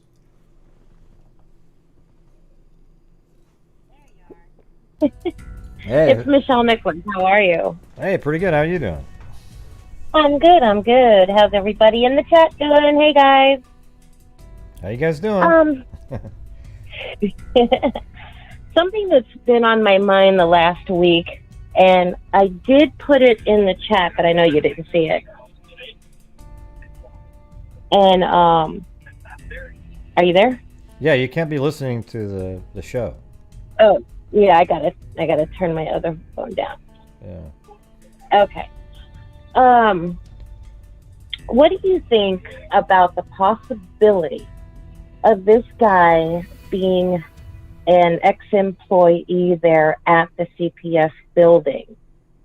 Because he, it's somebody that would know the area, know the ins and outs, and know how to talk to children to get their trust and stuff like that. I don't know. I mean, everything's possible, right? I mean, I get what you're saying, but it just seems kind of like, I don't know. To me, it's like definitely something that's possible, because a lot of things are possible. And I see what you're saying. He's good with kids, but I don't even think that there were kids that were even the goal that day. I think it was just they just happened to fit into the trap that he had. Because he wouldn't have known. Like, if he didn't know that there was, let's say he really didn't know that there was a day off from school. Well, then he was out there to catch some person jogging or something, or exercising, not girls from a school, because he wouldn't have thought they would have been there at the time he was there. True. Very true. It was just one of those things that came to my mind. So I'm like, that is a definite possibility, because, and the other fact that, Libby's grandparents raised her and Kelsey, that with, CPS being involved in that situation, it could have been, somebody that knows that. And who else would know that but a CPS employee, a social worker, what have you. Mm-hmm. So you think, know what? That the day was off of school, or what do you mean? Yeah, definitely that the day was off of school, and I mean just everything. The day off of school, they would know who Libby was and Abby. They would know the ins and outs of the building, especially whether there was a camera, where they could park, and knew the bridge. Yeah. Because I don't believe it's somebody that lives in Delphi. That's just too close. Yeah, I mean, so you're saying like anybody would you know, recognize they knew the abandoned CPS building. Maybe on breaks they went out there and knew the area. So then he knew where he could park, and then he knew that he could. I mean, I see what you're saying. I just Yeah. It just seems like the same thing could be true for a lot of people that actually knew that it was there. I mean, a lot of the kids knew it was there, right? Right. Right.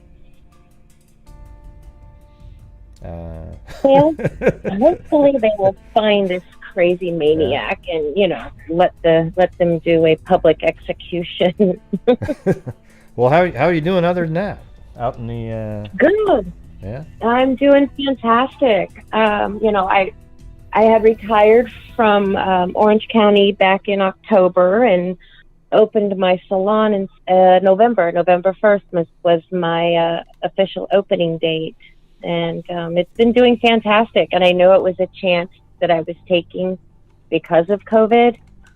But I'm in Titusville, so it's a smaller town.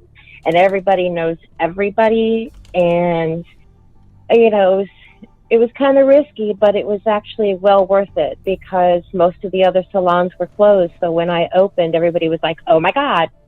And I make my appointments accordingly, so there's not a lot of people in there. I do have a barber that works in the shop with me, and even his clients, you know, we keep the social distancing to a minimum, and that it's prospering very, very good. Yeah. It's been a lot of fun. Well, good. I'm glad you're kicking some ass. Absolutely. Kicking ass and taking names. That's right. That's right. All right, Level. I will let you guys get back to each other, and I'll stop running my mouth. Well, no, but here's the thing. We're going to do the same thing with you. If it turns out that person was a ex-worker at the abandoned or the CPS building when it was there, I'll send you a hoodie. Okay. Awesome. The best one. So you know that, hey, it's a double win if you get that right. Okay. Absolutely. Absolutely. Yeah. Okay. All right. All right. Well, thank you for calling in. Thank you so much. Yeah. I love you, and I love you, freaks. I'll see you back in chat. Michelle Nicholas. Everybody loves Michelle Nicholas. All right. See you later. Have a good one. See, I'm trying to put this in there because we know that it's 6-8, and that's exactly what that line would be right there. Wait, are you still there? Hello? I think she's still on the phone there.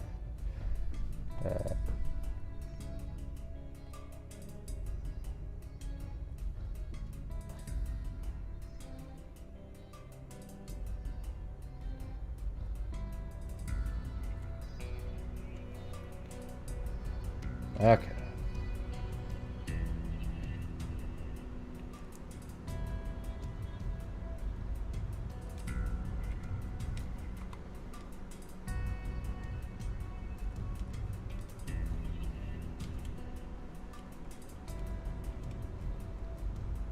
Oops.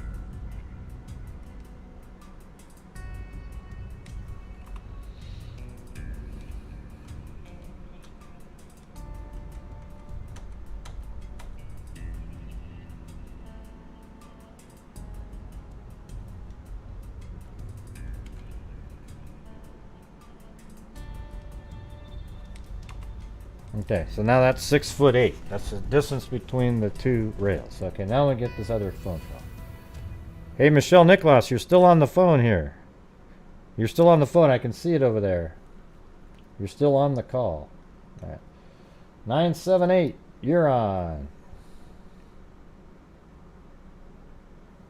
978.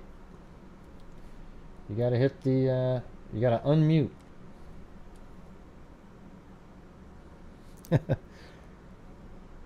Yep, *6. Hi, Gray. Hello. Hey, oh wow, Lynn from the old days. What's going on? No. I'm just kidding. It's just I gotta go back to the old days. No. I'm just kidding. Yeah.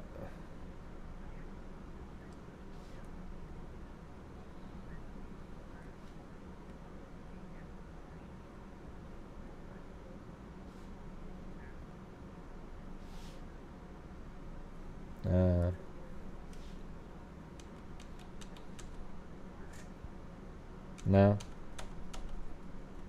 What are you trying to associate it with this?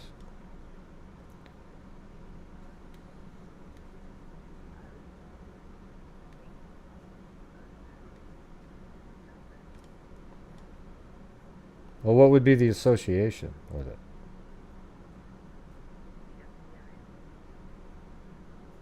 Oh yeah, they're always still looking at it. But what would he have to do with it? Oh, you're doing it to me again. You're doing it to me again.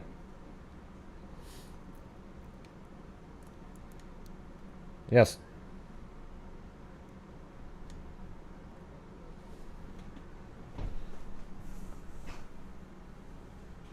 Yeah. Review the what? The article? I don't know. Well, if you want to go ahead, you can read it if you feel like it. You want it? Okay.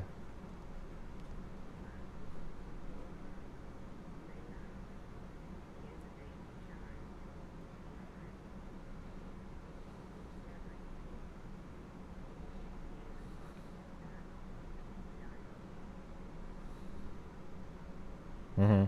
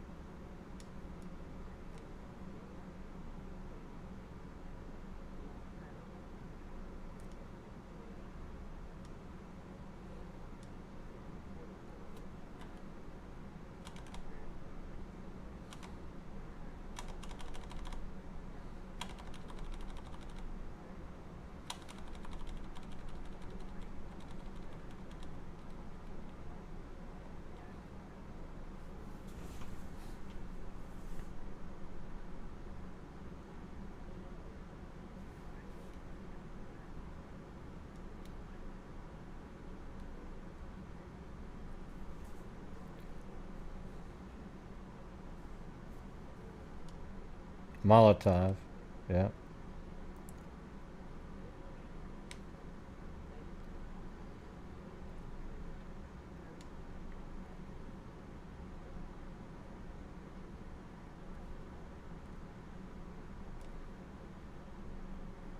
Yeah.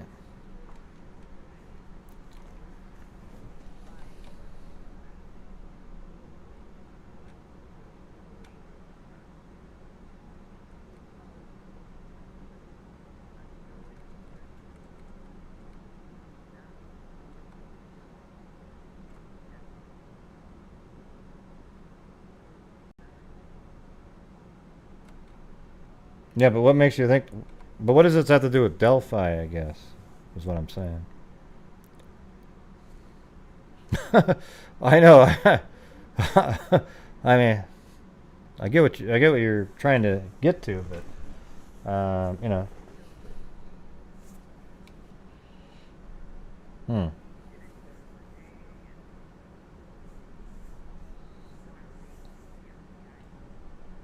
Mm-hmm. Yeah, well, why don't you send me the link? Oh, oops. Oh, I did. Oh, somebody. You know what's funny is I guess. See, we did this thing again. See, I was listening to, and then I hit this. I have a troll button, and so now guess what? You have to tell everybody again. But now that you've, she's talking about an FBI agent. But you know what's crazy is, Heather typed in up above. Oh, interesting theory. Like, that's going to help me realize that I can't hear anything. But she was being sarcastic, okay? Because you were actually muted. Okay? But she said, interesting theory, but nobody was even could hear your theory. So you have to do it again.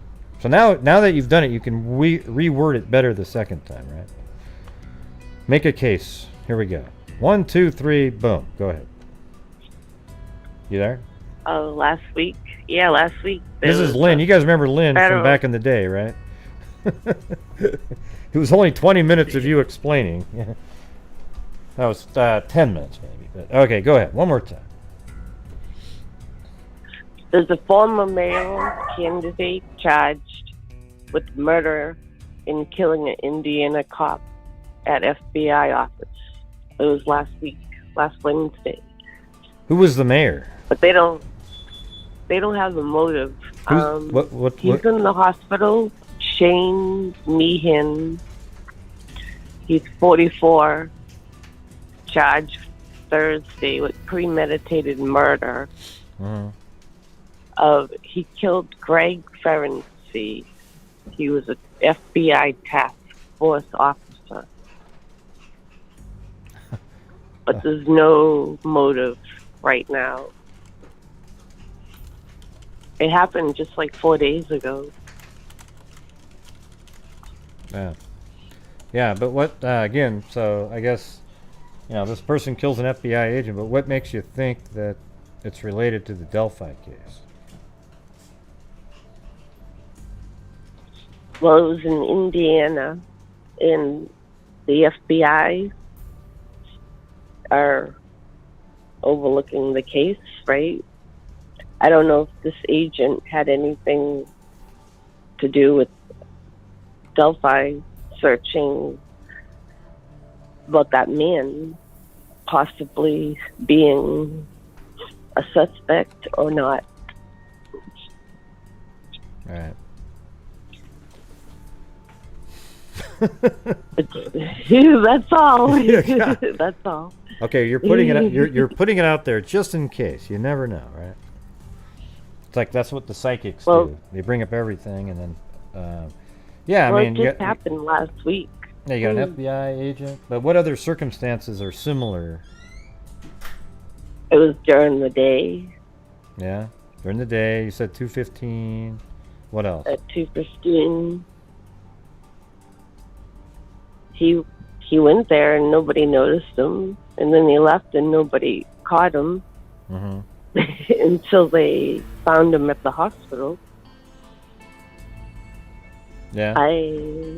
That's about it. I don't have anything. Well, it was something I read on YouTube, and I thought it was interesting. Yeah, well, at least you called in, Basically, this whole show, I've made so many technical errors. Like, the show started, and I was doing the robot with no music. That must have looked like a even more psycho than I normally look when I do the robot.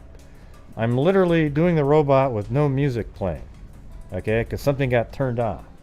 And then I started it back up again, and then there was no audio, and then on this one, I muted you to see if you were a troll, then didn't actually press the button back on again so people could hear you. All right. Well, this is just a new guy that's out there. I mean, he's being arrested for killing an FBI agent for something major, He must have been investigating him for something, I would think. Yeah, right. He was a former employee. Of what? Let's see.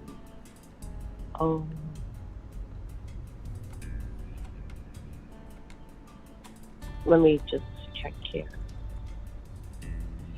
Oh, it's not in this article. It's not in the article?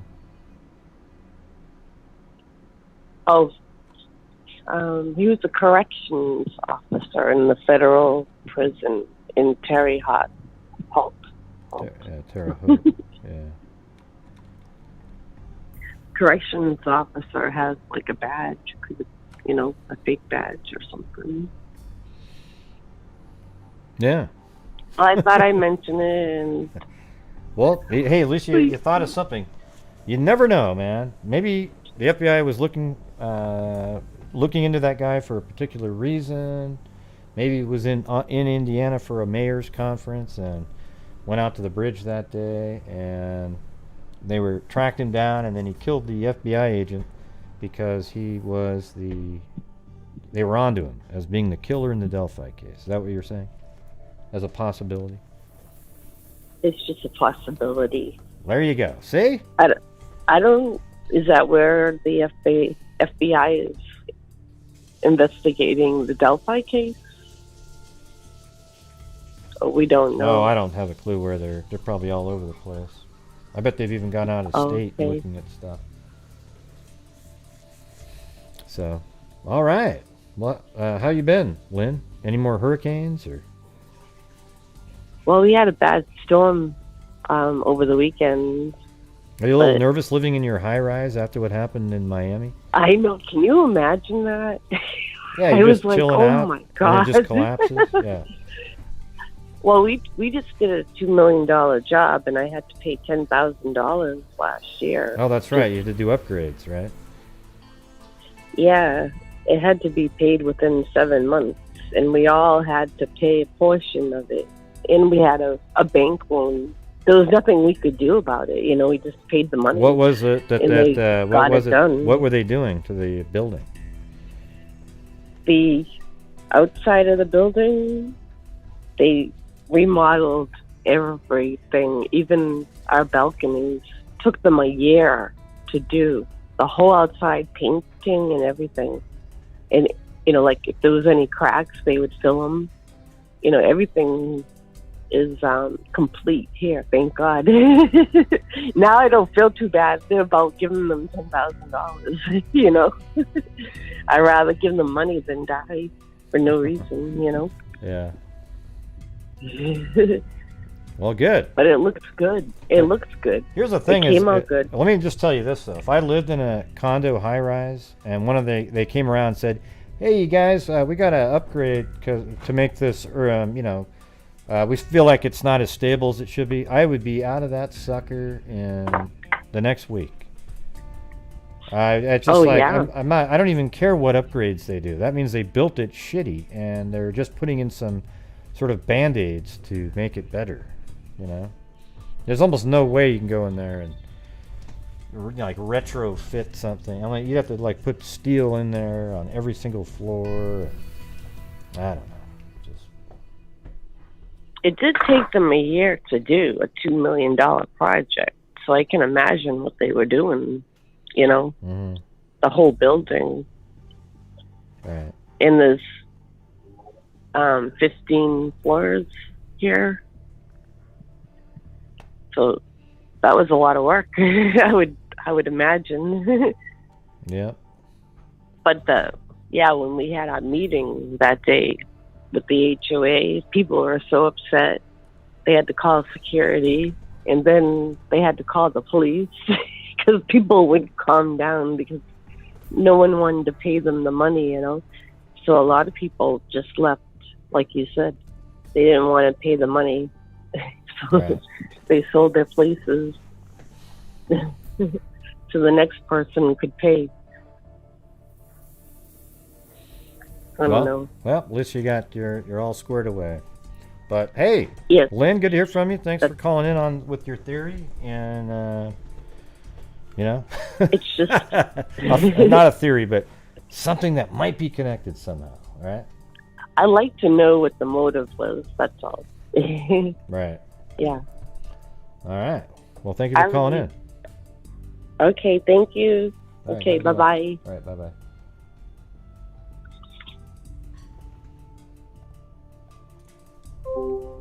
Well, there you go. Another theory out there we've got tonight. We've got the, vacuum-packed clothing inside the pants. We've got FBI agents in other parts of the state that... Oh, guess who the good old troll Sean Harmon sends me an email during the show showing me more evidence. Okay, just not interested. Go do something else. 3 emails actually. Oh god, yeah, we've seen all this before. You've sent it over and over and over again. Yeah, not interested. Yeah, even if it turns out to be the guy, I'm just not interested in you talking about it. You get the difference there?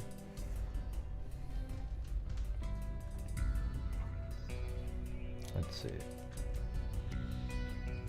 I'm gonna put this in the front. I'm gonna put this on this one.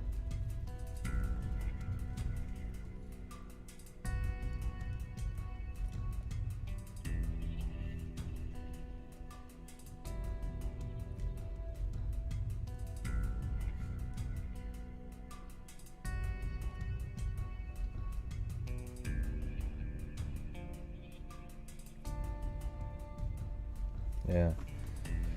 I don't know. I think it's this right here. If you went right by that, it's like 5, 7. But let's just add another inch or so and make them, or 2. So I'm gonna say between 5, 7 and 5, 10. But I would really think like 5, 6 to 5, 9. That's what I think. See, these represent 4 inches. These spots, so that'd be 5, 4 right there.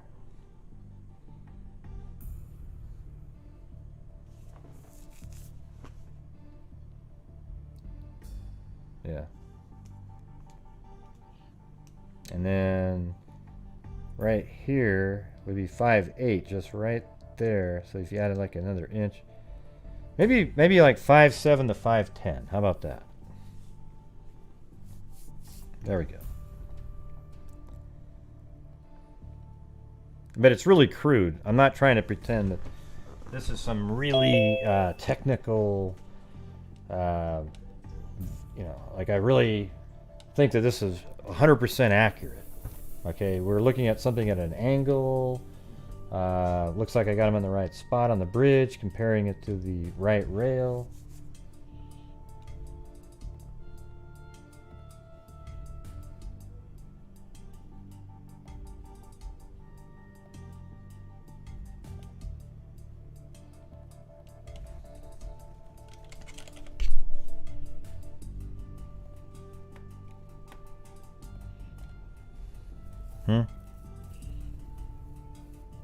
Short all over, huh? I don't get it. Let's see. 765, you're on. Gotta unmute yourself. *6. Don't listen to your radio.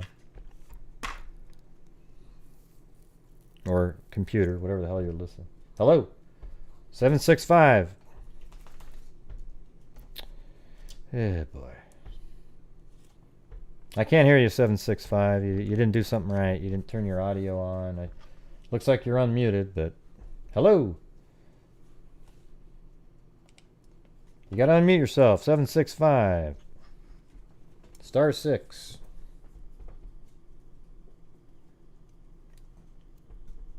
Are you speaking? I can see that you're unmuted, but I can't hear your voice. The last time you clicked on something, I heard. Can you hear me now? Yeah, I can hear you now. Yeah. Okay, great. And so can so can the people in the chat. I actually remember to look over and turn it back on. Okay, good. Well, I was wondering, what is the height of BG according to your scale there? Huh? Oh, I thought maybe like 5'7" to 5'10". 5'7". Okay, well, I just wondered what your thoughts are on Mayor Shane Evans, or ex-Mayor Shane Evans. Well, he's somebody that I don't have any, like, there's no information out there that points to him whatsoever. But he, I thought he was interesting in the original press conference. He's somebody that, when I watched that one, he looks like he gets so nervous, like he's sweating bullets by the time that's over. And I always thought, like, why is he doing that? He's just a mayor. Yeah, I mean, there's a everybody lot. else is kind of relaxed in there. They're talking about a really crappy case, but anyways, what makes you think about him? Why are you calling it about him? Well, I did watch those press conferences, and I screenshot his expressions, and along with Holman, and I just believe that they're involved. Behavioral well, analysis. he's not involved whatsoever. Yeah, Holman's has nothing to do with anything. Yeah. Well, just I thought that his behavior in the press conferences was off color too at certain points. I didn't think that. I thought the mayor just looked nervous. I wouldn't call it off color. You're kind of using strange wording like behavioral analysis, like you're qualified to do that. That they weren't really tuned into the information. It was more like they were having their own conversation. Well, sometimes these people, they get up in front of all these people and they get really nervous, right? Mm-hmm. I mean, when you say their own conversation, they weren't. When you say they were having their own conversation, what are you talking about? They weren't even looking at each other. One was behind the other one. Yeah, they did. And, no, they didn't. But the other guy was behind him. They weren't having a conversation. Yeah. Okay. Well, when you say they were having a conversation, what are you trying to say? Like they literally were sitting there talking? Well, they did have a conversation. They did speak to each other in the, I think it was at the one of the other press conferences, maybe the 2-year. I don't know. But he's been my, person of interest as far as anybody that fits appearance-wise or audio, either one. I've compared his voice as well. At first, a lot of people thought that it was, Gabe Ellis and all that, and we did a lot of comparisons with him, but there is a slight difference in the audio. When you say we've done this and we've done that, I can just tell that you're not an official, like a forensic person based on what you're saying. So when you're saying that, who are you talking about? Like, what are you talking about? Well, we meaning a group of people that have a discussion about, Right. So when you're saying POI, you're not really capable of having a person of interest because you're not in law enforcement. Well, it's just somebody that you were kind of like he rose wondering. to the top. Yeah. What about his behavior made you think he rose to the... Like what? Yeah, I do. Other than the press conference, I what has he done you. Outside that makes you... Other than him looking nervous... His statements, when the Wabash... In the Wabash magazine, the article they did on him, interview, he said we're all part of something greater than ourselves. And there's just some things that line up with the way the Masons talk, the way they express their thoughts and their beliefs. Okay. What about the? Let's see. I think you left out the Illuminati. Have you thought of are they part of it or? Mm-hmm. I don't know about that for sure, but another person did mention that in one of the chats. Oh, I would imagine. I would imagine. Yeah. Mm-hmm. Yeah. Well, the thing is I got to admit, like, the mayor, he looked, when I would watch him, he's somebody that I said, that guy looks kind of suspicious of something. I have said that, but I don't keep digging because, there's nothing else really out there that points to him being involved whatsoever. He's just somebody based on, me looking at, like, just observing people, he looked really nervous and he was sweating bullets, Yeah, That's a lot of peculiarities as far as he was engaged but doing the fact that you're bringing up Holman though is ludicrous. I mean, it's just like as soon as you said that, you lose a lot of credibility. Holman's really like he doesn't look anything like the. Oh no, I don't think Holman is BG. And he's not covering up anything either. He even went off to the FBI to get better training. I've actually talked to him multiple times and. He has nothing to do with anything like that. Like all of our conversations are about the case and trying to figure out. Like he might want to know who I was talking to. So I mean, people like that wouldn't give two shits about trying to figure anything out or talking to anybody. If they were really involved, they'd be trying to keep as far away from people as possible. Yeah. Okay. Well, what makes you think? Why would you even throw him in there? That's just bizarre. Well, just the way, the way that you noticed things about Shane Evans, I noticed was going on between he and Shane Evans. sort of, when they were looking. I mean, he is the and mayor of talking, and Delphi at the time. They started laughing, literally laughing, when they said, "Do you think that more than one was involved?" Holman and Shane literally laughed. Yeah, and, I mean, I'd have you'd to have go. to watch it again. Right. Yeah. You talking about the first press conference? Mm-hmm. Yeah. Mm-hmm. Right. But that's just my take on it, and I think he would be in the area in that time frame in Delphi, and then his strange exit to Frankfurt. When 2 girls are missing, and then his explanation was no one informed him yet. He hangs with the police. He converses with the police quite a bit. So it's just strange, Yeah. All right. Well, I don't agree with you on the Holman. The other guy, I don't know anything about him, but it would just be ridiculous if if Holman had anything to do with it. But, yeah. Well, thanks for calling in. Appreciate it. Okay. All right. You guys, listen. Don't I deserve super chats getting through that one without really being... I mean, come on. Oh my God. I don't even know how the hell that even happens. Oh. Unreal.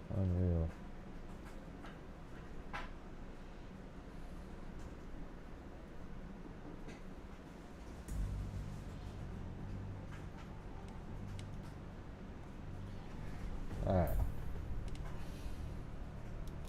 709, you're on. Hello.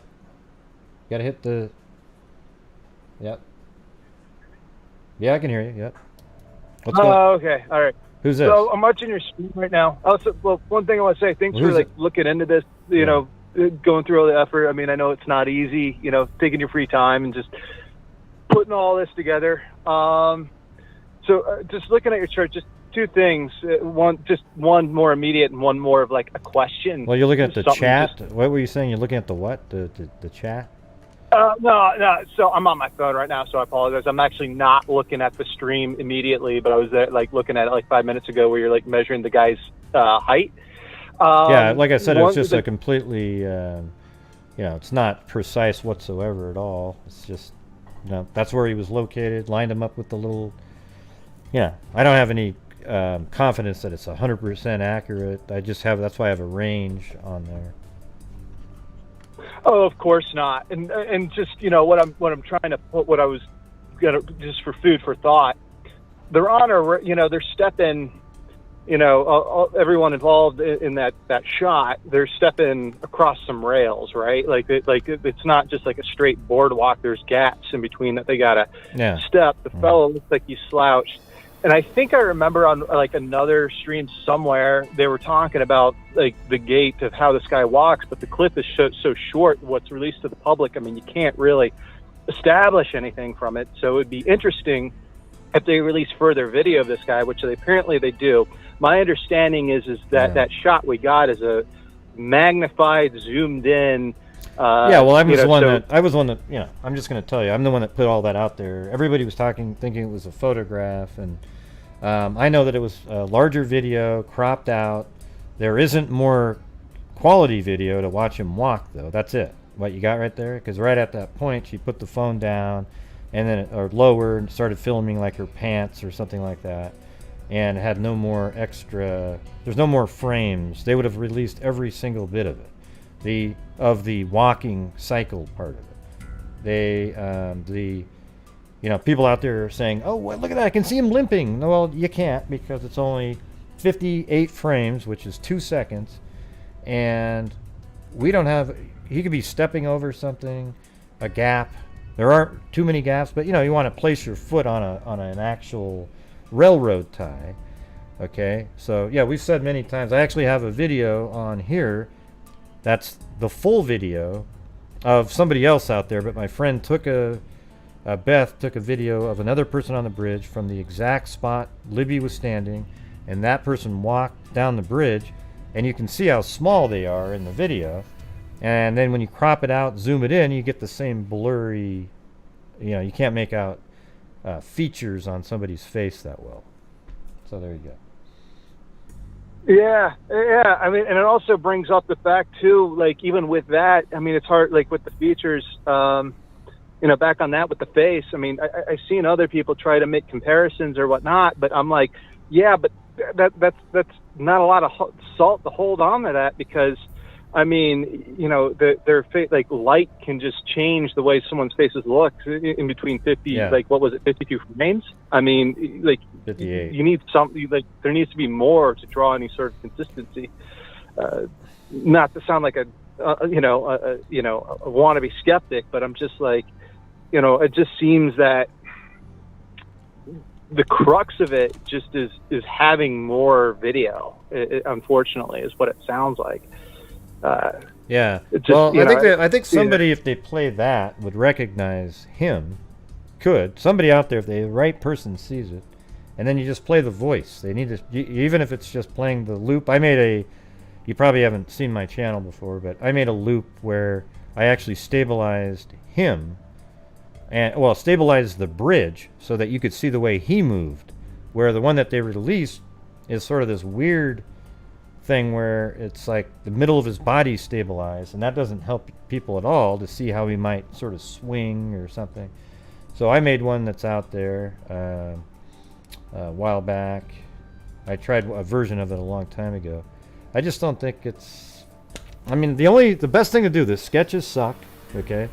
What I would do is just put that video and the audio on as many channels around the country, in the area specifically, more, and just play it over and over. Have stations play a 10-second loop of it every single night.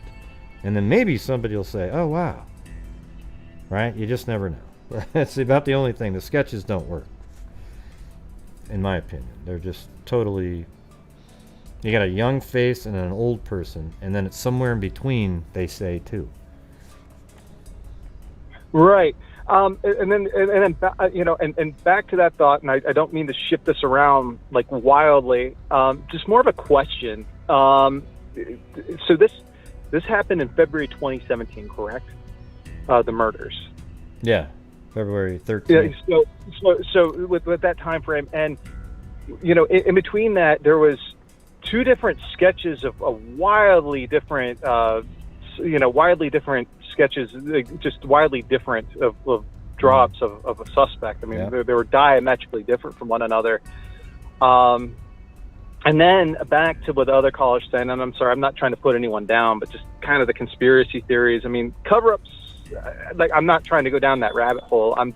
It's just more of a critical sort of question, and asking, hey, isn't it kind of strange that the police just, they say, we got quote unquote information that only the suspect would know, not releasing that information in any way, shape, or form, but not having somebody in mind, or at least not having a person of interest, an undeclared person. Well, not really, because they do that all the time.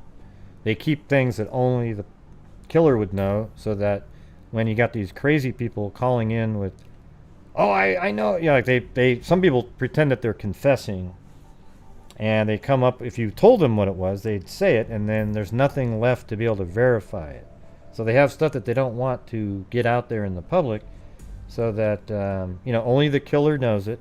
And when somebody comes forward, if the killer had told them with great detail, if that person explained it to the police, they'd say, I think we've got something here. This guy knew this, this, this, and this.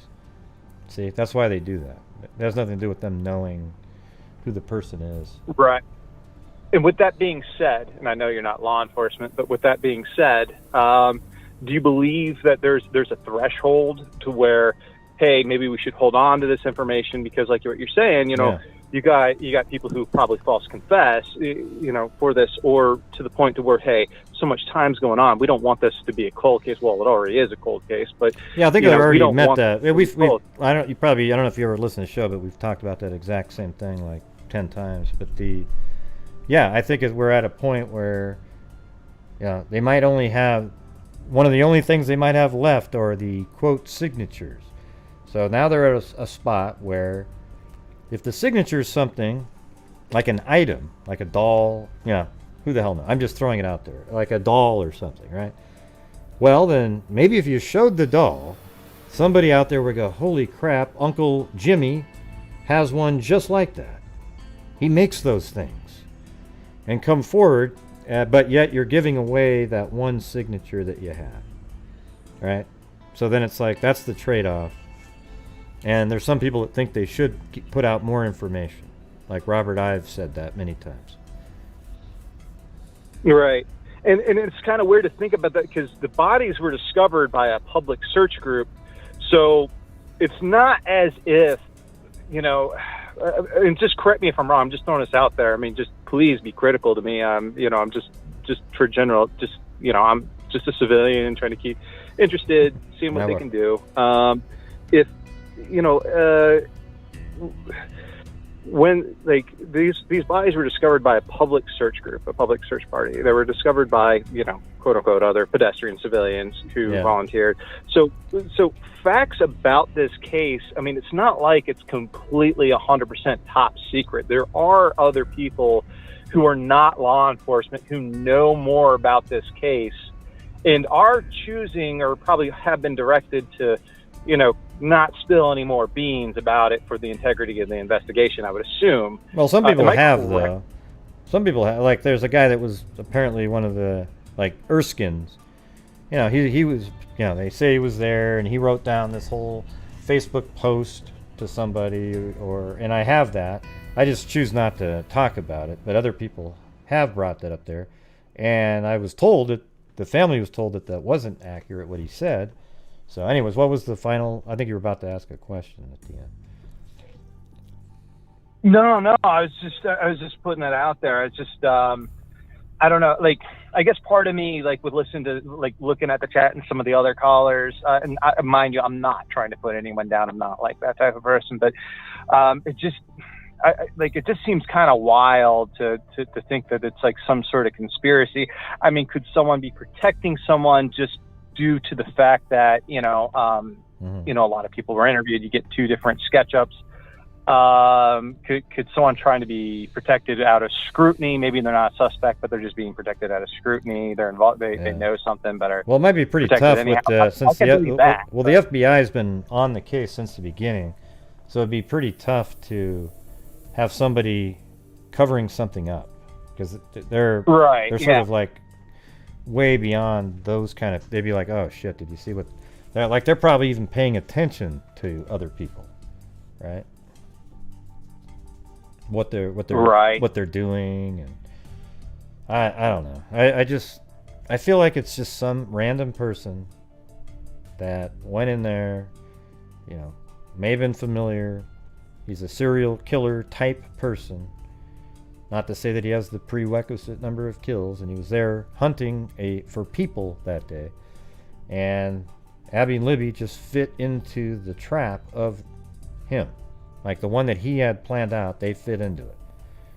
They crossed the bridge. I think he was even waiting for that because he knew he could, once they're on the bridge and he could see that they look like they may be walking across, then he started across, and he might have even tried to, even if they met them halfway, he might have kept saying, hey, keep walking forward, but he would always keep looking behind him. And then if somebody showed up, he probably would have taken off. The girls would have waited a long time, and he would have gotten away anyways. They wouldn't have just started running because they'd be scared, you know, something like that. But anyways. Yeah. Just this one. I don't want to hog up all your time. Just one last food for thought. You're mentioning like he could probably, you know, possibly serial killer. Most likely a serial killer. But the question I have is around that area, are there other murders or other unsolved mysteries, so to speak, that just in general? Yeah. I mean, are there other unsolved murders in that general vicinity? I don't think so. It doesn't sound like it. Not in the general vicinity, but, you know, people try to compare it to the Lyric and Elizabeth case. But there aren't Brittany. There aren't plenty. Don't try to. She's trying to sell something like that.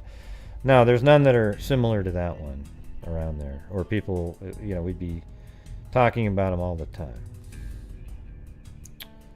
So, right. Yeah. No. Well, thanks, man. Yeah, well, you might want to look into the Lyric and Elizabeth one's the closest one because there's 2 deaths, and I think it's like Iowa, and it's, you know, it's also, they were also sort of abducted from a park, and then they were found, you know, 20, 30 miles away in the middle, in the woods, kind of similar looking type woods near a stream, and that case has never been solved. And they did communicate with each other. I don't know if they're related, but they did communicate with each other on it. So how far away do you think like these serial killer types, like this guy, how do you, like, what's the max you would think that they would travel, you know, for their serial murders? Like how far away are they? Well, if you're a trucker, you go everywhere. You know, truckers, that's like the best job. If you're a serial killer, it's a great job to have, because you can just be traveling around, kill somebody, travel again, kill somebody, travel. You're all over the place. So they can go thousands of miles. You know, the typical ones that aren't truckers, though, they generally kill in an area, and then they'll move at some point, and then they'll kill more people in that area.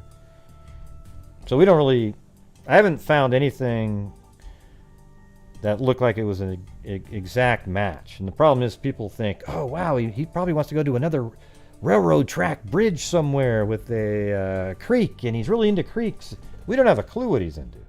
Next time he could have been at a mall and attempted to abduct somebody. You know, we don't have a clue what his actual MO is, because there's just one. Right? Right. And then the other thing I was going to mention, and I'm sorry, I keep saying, oh, that's it, but just off the top of my head. Well, we have a clue what his MO is, but we don't have, I can't say, because he actually did do something, so that's like, maybe he's doing something like this, but I think we're adding too much to the MO. Like the water, the bridge, all that other stuff is too much stuff to it. Yeah, and just like it seems like that would be like an opportunity, like being stuck on an abandoned bridge seems like a crime of opportunity for a serial killer, right? Like it wouldn't be something that they could plan on necessarily or look forward to. Like they would see it, they would take it. I would think. I don't know. I'm not a serial killer, but that brings up the other point. What you were just saying, the last point I had. Or question, I should say, is why would the police, and I'm just curious as to why the police would think that most likely this person's familiar with Abby or Libby. Was there something they haven't released with the cell phone videos, maybe some audio they didn't release that indicated that? I don't know. Just what your thoughts on that are, because I remember them saying that most likely they were very familiar, the person of interest, or not person of interest, sorry, I'm using the wrong terminology, but whoever the suspect is, the man in the video was familiar with the area, and that he was familiar with Abby and Libby, or could have been. Nothing for sure, nothing for certain. I don't could know. Have been. I don't think he was familiar with them. He may be familiar with the area. But he also, if it's true that his car was there at 8:45 in the morning, then he could have got out there and learned. And maybe he was, the thing is, I was bringing up that earlier about the bridge. I mean, it's weird because not very many people actually cross it. They would go onto it.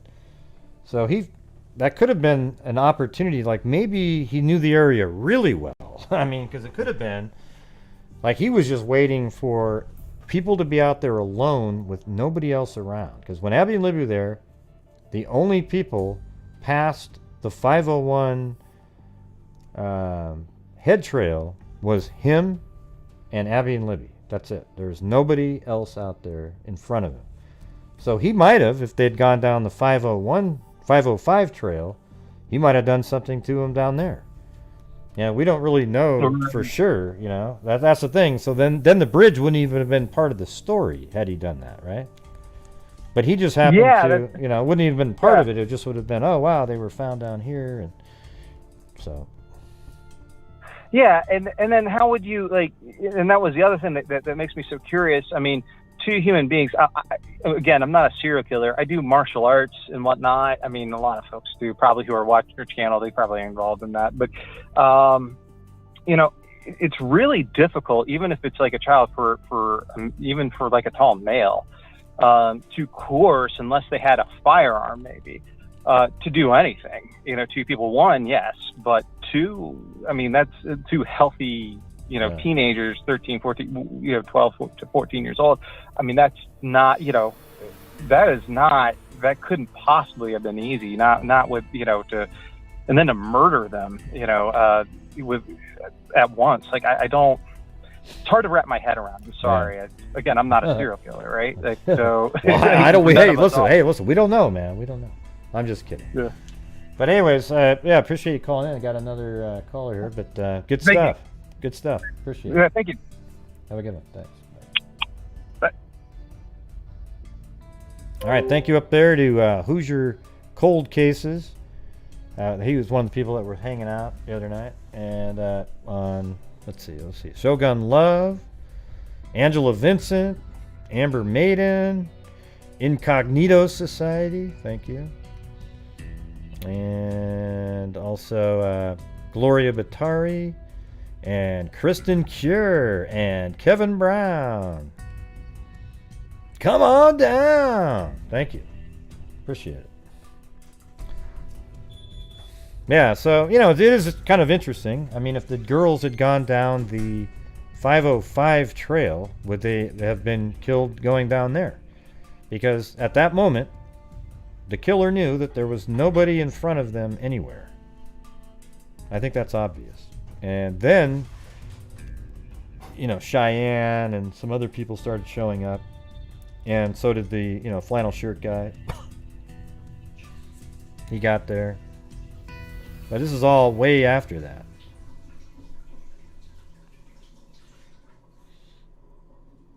Okay, well, anyway, I got another call here. So 850. Hit the *6. Unmute yourself. Hello. 850. Hello, who's this? I'm Amy. I'm from Florida. Amy from Florida. I just have. You sound really excited. I have some thoughts on this about the area. I'm glad that you had put the map up. As someone, you know, my children are grown now, but one thing about it is by looking at this, there's no way I would ever drop my child off by themselves. Okay, but what does that have to do with anything? What does that have to do with anything, though? Who cares? I mean, I don't care that you wouldn't drop your kids off. Well, what I'm saying is, is this something that they normally allowed the girls to do, or is this the first time they ever? No, they've been there. They go there all the time. Kids go there all the time. They went there all the time. Kids go there all the time. They took photographs. Libby and Kelsey had been there a million times. They, you know, just a park that people played in. It has nothing to do with, you know, to be honest with you, I can't stand it when people say what you just said. When they call in and say, man, I would never who gives a crap what you would have done? Because it has nothing to do with the story. It doesn't help anything. It's really sort of a virtue signaling, like you're trying to make yourself feel like you're so much of a better parent than these people when they were great parents. You know, that's what it feels like when people make those comments. You understand that? Like, what difference does it make? Like, why do you care that they were allowed to go there? What part of the story, like, how does it help solve it? Can you explain that? Well, it does help in a little way because, like, did the parents not, you know, they might have seen a vehicle coming or noticed something out of the unusual. Then it was great then, right? Then it would have been a great that they dropped them off there, because then they would have seen that. See, it sounded like to me like you were trying to, like, sort of denigrate the fact that they were dropped off there. I just have different thoughts about it. Another thing is, have you heard if anyone has sent in any psychic detectives or any psychic? God, I sure hope not. Jeez. God. Are you kidding me? God, that would just be a complete waste of time. Are you doing, you're trolling me, aren't you? I think you're doing the... no, I'm not. I think this is punk. No, I've been on here before. I'm not trolling anybody. I think this is punked. I've called in before. Are you sure you're not Ashton Kushner? Are you sure you're not gonna come out and say something? Because, man, everything that you've said are exactly the stuff that I cannot stand. So it's I weird asked that a you've said question. them all. I said, do you know if... I did ask. I've asked 2 questions. Right, And I know. I know it the was a second one was question. I about. said, do you think they've done had psychics in there? And do I you- sure as hell yeah. hope not. Yeah. Psychic detect. I said, do you think they brought in any psychic detectives? Well, I don't know if they did or not, but I sure as hell hope not. What a waste of time and money that would have been. Don't you agree? All right. Well, I wasn't trying to troll you. I mean, I just that I had a couple of thoughts. Or do you believe in psychic detectives? Yes, there's also been police and missing people's cases too. They've used psychics, and they have Oh yeah. Let me guess. had good. Here it you know, is. they Let have me found, try one right here. It's near water. There's a mountain somewhere.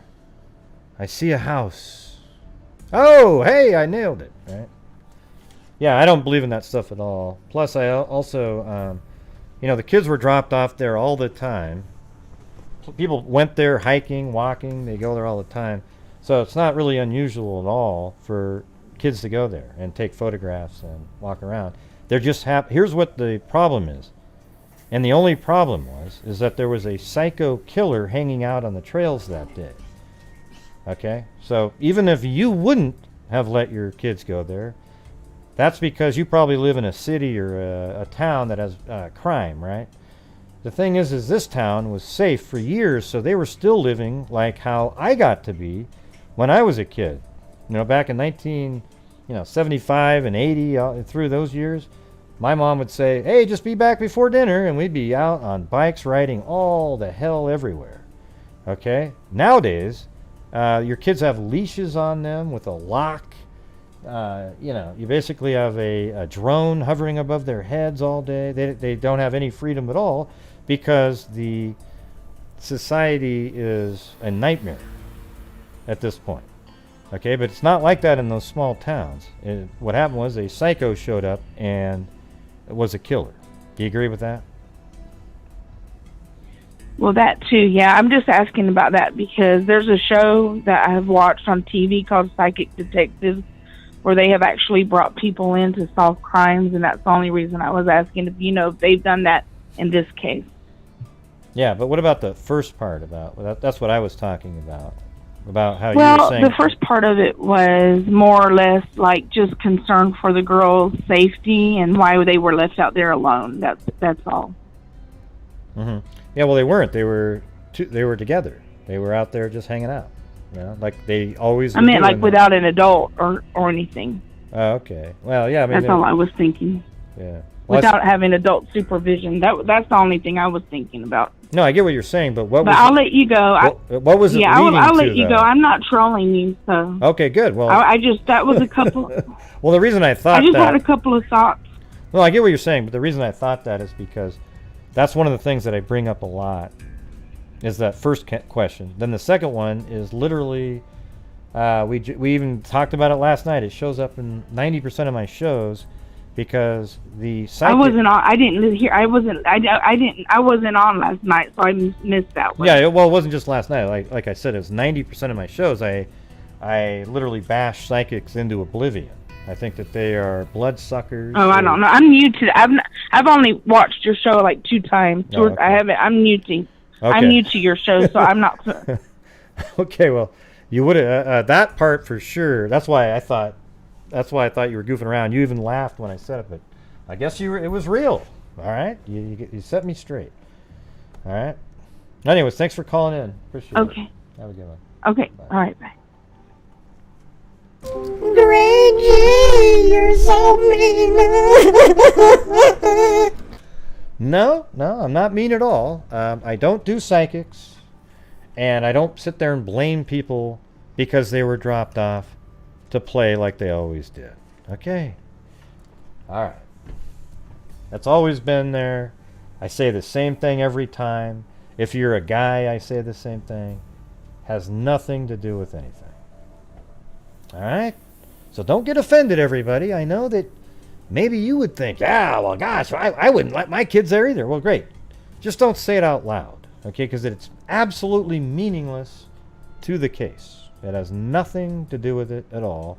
It's really meant for virtue signaling. You're trying to let everybody know what a great parent you are compared to what happened to them, because boy, it would never happen to me because I would do this, this, this, and this, right? That's the absolute truth, what I just told you. Unfortunately, some people can't handle it when you tell them the truth. What they should just say is, God, you know, you're right. Yeah, what difference does it make? Yeah, I won't let my kids do that, but yeah.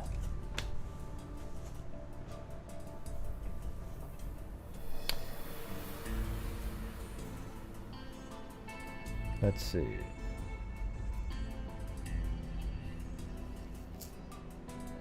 Yeah. Yeah, Weaver had nothing to do with it. He's just a neighbor there.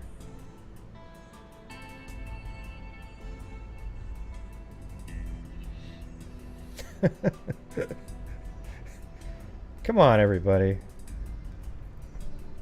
Didn't it seem like that was like an intentional, like punked almost?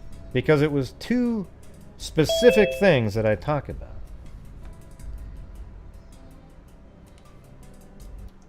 $502.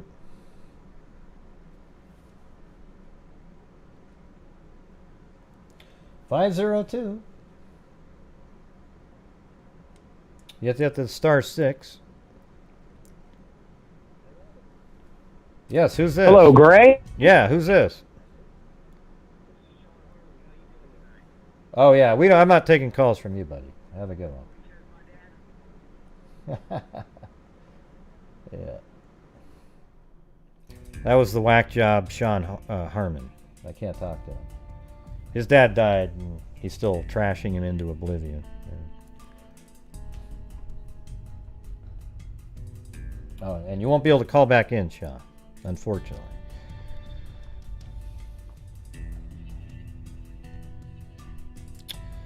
Only the bottom feeding channels will play that. Let that guy have a one word said on their channel.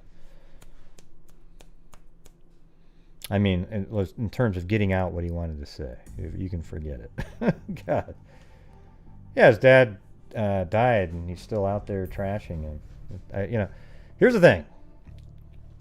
Hey, Sean, I hope you're right, man. I just don't want to talk to you. I think there's something wrong with you. Okay. So you do you, I'm going to do me.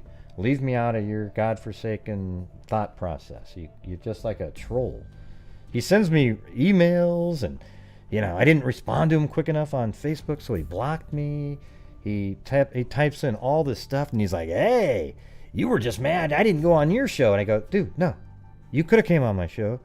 You asked me to come on my show, and I said I didn't want you on my show. Okay, so I'm not mad that you weren't on my show because I decided not to have you on my show. You get that, right? Whack job. Jesus. Unbelievable.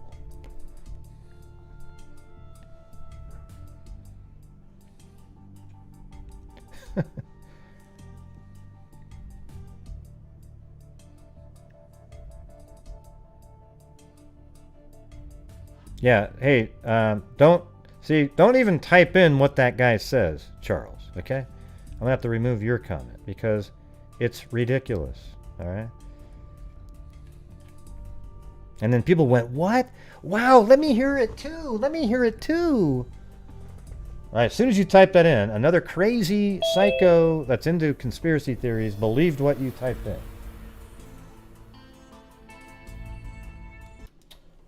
903.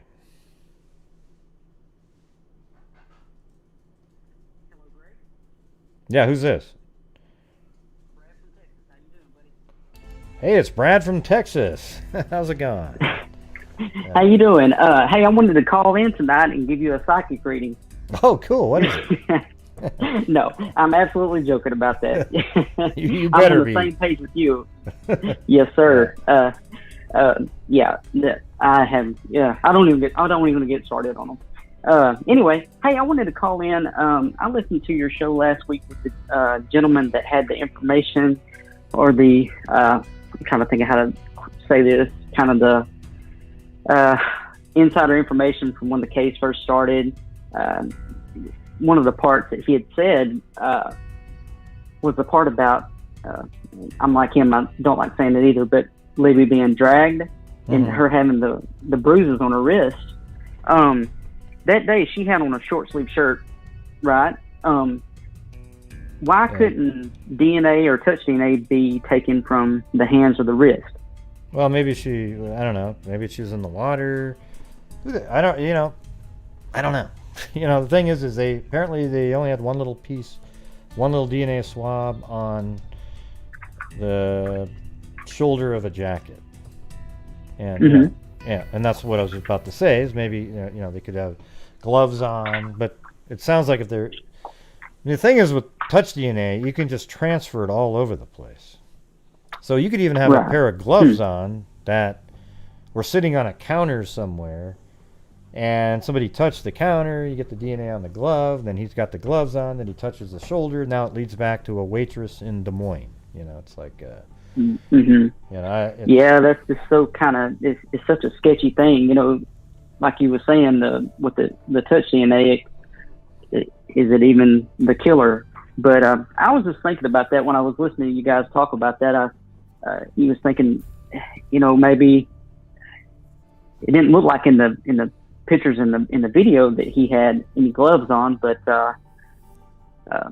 I don't know. It's just I just thought about that and hadn't heard anybody really bring that up. But it was just something interesting I thought about and didn't know if there was anything else to kind of be said about that. Yeah, it'd be interesting to see how that was done. I mean, again, that guy's he's somebody that's been accurate on other things, but we don't know 100% if that's what happened or not. But I believe it because he was accurate on other things. Right. Okay. And he talked to somebody. All right. Hey, Gray, that's all. Oh. That was it? That's all I had for you tonight. I wanted to say, hey, good job with keeping your head up here lately. I know that there's been some things that had happened, and I just think you did a great job of keeping moving forward and putting the past behind you. Awesome. And yet still staying the same me. Hey, that's all you can be. Be yourself. I can only be me. That's what's either going to attract people to you or get the people that don't need to be around you away from you. There you go. That's exactly right.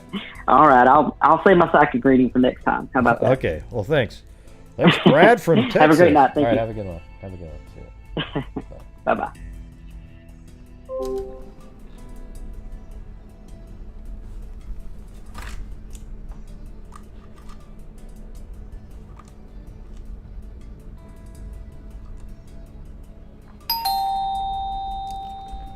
Hello, I'm a psychic.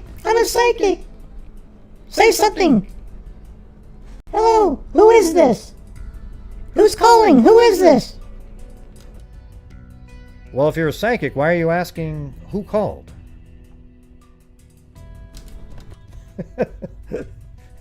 See, isn't that hilarious? That was like the funniest meme I've ever seen. See, the meme is this person knocks on somebody's door, right? And on a psychic's door. So this guy walks up to a psychic's house, knocks on the door, and the person inside said, who's there? So then he just walked away. Why would you need to know who's there? You know who it is. You're a psychic. Just say it's Jim. All right? That's probably like that's for me, it's the meme of the year, okay? It's freaking awesome.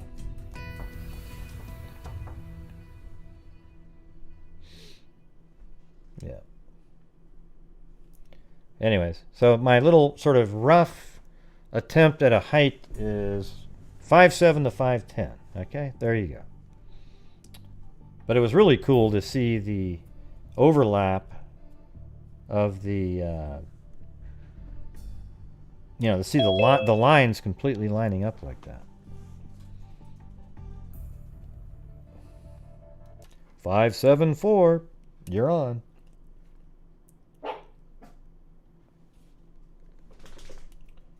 Hit the *6 button.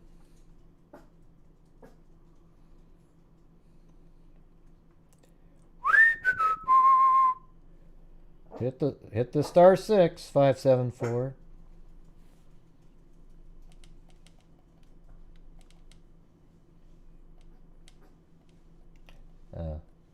I don't know what they're doing. Gonna have to just get rid of them. You have to hit *6.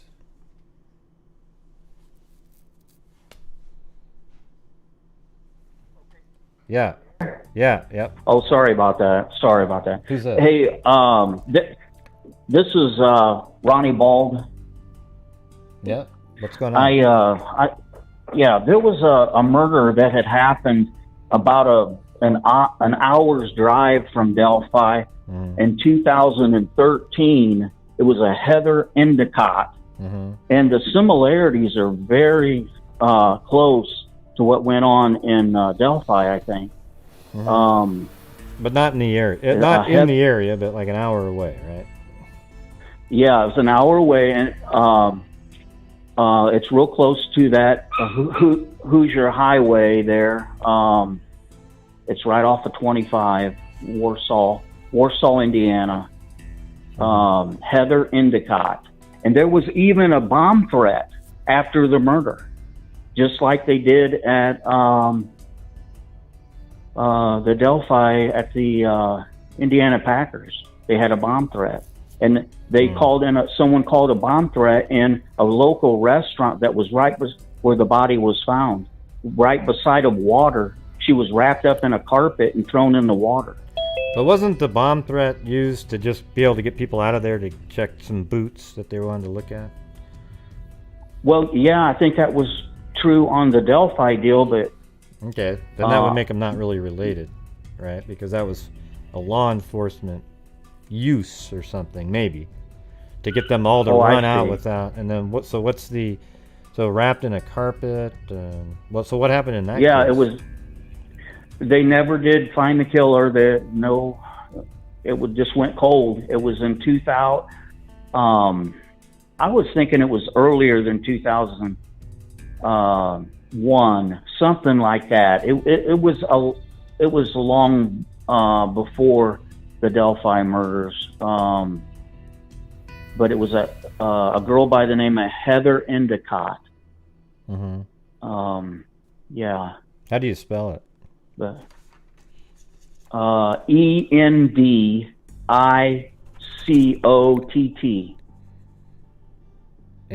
then Endicott? Yes, correct. And what was the first name again? Heather. And what town was that? Warsaw, Indiana. Okay.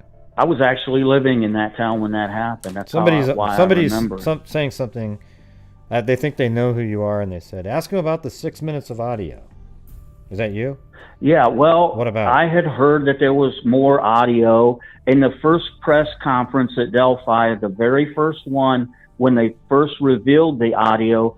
Indiana State Police said, we have more audio, right, yeah. but we're going to release the 3 words. Well, they did have more audio because they released the, hey guys, later, right? Yeah. So obviously there's more audio. I think everybody knows that there's more audio. Like there's this video clip that was, you see 2 seconds of it. You know that it was kept filming. Everybody knows that there's more audio. Obviously there's more audio, but we don't know how much more audio of the killer there is. There's audio of Abby and Libby asking, hey, which way do we go? They're talking, saying stuff like, yeah, blah, blah, blah. They're talking, okay?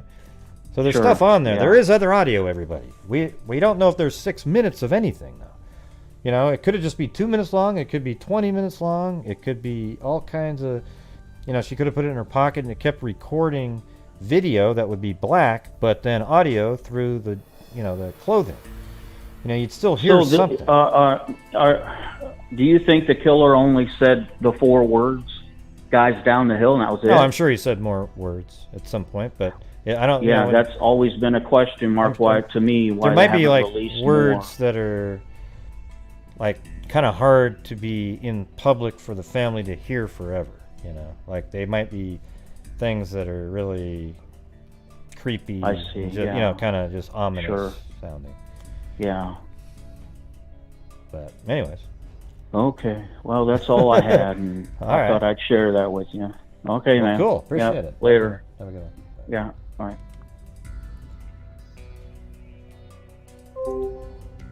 right. 317. You're on. Gotta unmute it. *6. 317. Hello. You doing? Pretty good. Who's this? Jordan, south of Indianapolis. Did you have that written down? No, not at all. The way you wrote, the way you said it. Okay, go ahead. What do you got? Well, I didn't want to give my exact location. Oh, but, I had one generic observation or just a question. You know, in the press conference, April of 19, you know, they obviously stated, you know, maybe in this room, whatever, or nearby or watching. In an earlier press conference that was outdoors, the one they did at the trails, there's kind of an interaction, and it's early on, and this isn't conspiracy stuff. I was always curious if anyone ever pulled the audio out. You've got, I don't know if it's Holman and Carter and Tobe. They kind of converse a little bit, and it's kind of a hot mic situation right before they start. So I don't know if anyone's ever isolated that and determined what they were talking about, but you know, my mind kind of drifts, like, you know, I'm sure everyone's does. Is this the original press conference? Yeah, it is right out there on the Oh, trail. yeah, I've already done that. You know what it says? Hey, what did they say? You guys want to go to McDonald's later? How about... well, no, and the other guy says, no, I want to go to Kentucky Fried Chicken, but we got to do this first. Right. Right. I mean, I don't know. I don't know what, you know. Yeah. If you can't make it out, here's the thing. If you can't make it out perfectly and get the clear thing, then don't even waste any time wondering what they were talking about. Because it's most likely about what the order, where to stand, that kind of stuff. Because they're about ready to do a big press conference, right? But we could invent what they were going to do, right? We could sit there all day and go, oh my God, I heard they were talking about the Illuminati and the, you know, just... Right, no. I think, you know, the only part you even catch is he coming and he says, no, he can't make it or something like, or he's not going to make it. Oh. And I think they were probably just talking about another investigator or maybe someone in the press or who knows, you know. But I thought, you know, maybe they knew, you know, this guy might show up. And or it could just be one of the, you know, like how there was 40 people behind the podium. It was just one of those people. But I guess you could ask yourself, well, then why would they be talking about one in particular when there's so many? Yeah, it was probably just another guy that would have stood up there on the team that would have, you know, just been a face in the investigation, and he was busy that day running down leads or whatever else. Right. It's most likely the case. That's really all I have. Which, why don't you email me the press conference. I have the first press conference, but I don't remember people milling around in a hot mic situation. So this was before the outdoor press conference, so they were standing on the trails. I think, you know, some of the other YouTube. Oh, this is like the later one. Oh, that one that was outside. Yeah, well, in that case, there's nobody there, so there might have been somebody that they hoped showed up, in terms of another law enforcement person, but they didn't show up. That would make more sense. Yeah. It was a little bit weirder when you said it on the. I thought you said it was the first press conference. And then that would be a little bit weirder, because then it's like, why are they caring about one person out of 50? You know, there was like 30 people behind it. Yeah, it was probably just innocuous. Didn't matter. You know, just absolutely not. And even if you heard what they said, and they gave you a name, it still would be innocuous, unless I guess it would be, unless it's some name that's absolutely not associated with law enforcement or anything like that. Then it would be kind of interesting, because then it'd be like, well, why are they even caring if this person's there? So yeah, and I don't think they'd say a name anyway. I mean, why? Right. I'm sure they know that the mic's hot and they can't really, you know, say anything. Yeah, I don't think they'd be that cavalier having a casual conversation about somebody who they think is the killer. True. You know, that loud around other people, that just they wouldn't even do that. You'd have one of them would go, "Hey, shut the hell up," you know, something.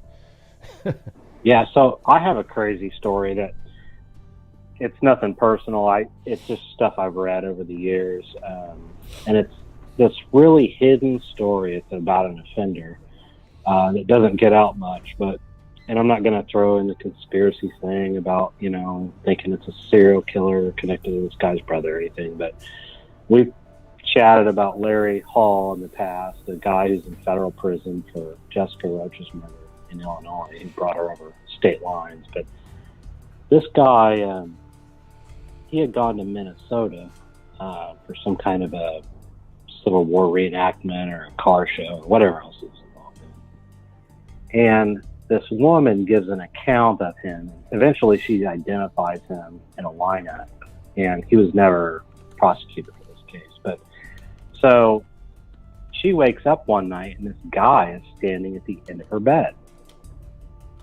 And, you know, she's got a young child in the house, and they go around and around, and he's talking to her, and she can tell he's messed up. You know, Larry had an IQ less than 80. And long story short, she has the wherewithal to listen to this guy and realize she's in serious trouble. And so, you know, Larry would attack women and teen girls if they did not kiss him. So his initial reaction or initial action with a female was and he believed they wanted to date him like a lot of these offenders do. He had a false sense of reality. So she sensed this in him and actually kissed this guy early in the morning when he, you know, started to try to get fresh with her or whatever, and told him, hey, you know, we'll go on a date later. I just need to drop my kid off at the sitter. And, you know, he leaned in for a kiss, apparently, and she kissed him back, and he left. He actually fell for her ruse. This guy leaves, and she called the police, and she survived. Kind of interesting how these guys think, but the point is, you know, that was one victim, potential victim, but yet he had several others that were a lot younger and did other crimes that were just, you know, potentially did other crimes that were way off the map from his normal MO, his normal victimology. And I think that may be what's going on with this case, potentially Delphi. It's just, you've got someone... Well, she might not have been a victim, though. Maybe she was going to be the person that maybe he'd used to be appearing to be a stable, normal person. So she might not have been a victim. True. You know? Yeah, he may have thought, you know, that she would... Wow, she kissed me. Maybe she'll be the one that I could get married to. I could have a couple of kids, but I could, on the side, I'll kill people, but everyone will think I'm normal, right? This guy had another one where he just... Who was the killer? Who was the killer that you're talking about? Larry Dwayne Hall. Okay. He's in Illinois now. He was in Butner, North Carolina for a long time in a psychiatric prison, and then they moved him back to Illinois recently so they could try and get him for a case, actually in Indiana, but they found out it's another guy, or they think it is. But long story short is, you know, he's had, you know, they claim 42. I think this guy drove to crime scenes or drove to towns where crimes had happened. I think some of those, he tried to place himself in the area to make himself look like he was the suspect, but, you know, he did get busted or thrown in prison for Jessica Roach, and he actually was in that area. I think it was 5 times and 8 potential victims he stalked. And over that period, they eventually got his license plate and identified him as being in the area when Jessica disappeared. But I kind of got sidetracked there with him. But I think it's a similar type of offender, just someone who wanders around and you know, probably has a few other crimes under his belt. It's just maybe they're unknown because he's not in CODIS or something, or they don't have enough evidence. Who knows? You know what's weird is how many people that are missing out there that are, hey Lori, don't type in I have a question. Just type in your question, and if we see it, we'll say something. Because now I won't see it when you type in your next comment. You know, there's a lot of people out there that are literally dead and murdered by somebody, but they haven't even been reported missing yet. True. Yeah, he had one. Actually, they thought that he did. Her last name was Chavez, and I think she She's found near the border between Illinois and Indiana, like Jessica was. And they didn't know who she was for years. And eventually, they did DNA on the remains and found out, who she was. She was a drifter from California. And the story is he and some family went out west to California, brought her back to Indiana. I believe she was a prostitute at the time. She was found in Indiana, but some of the,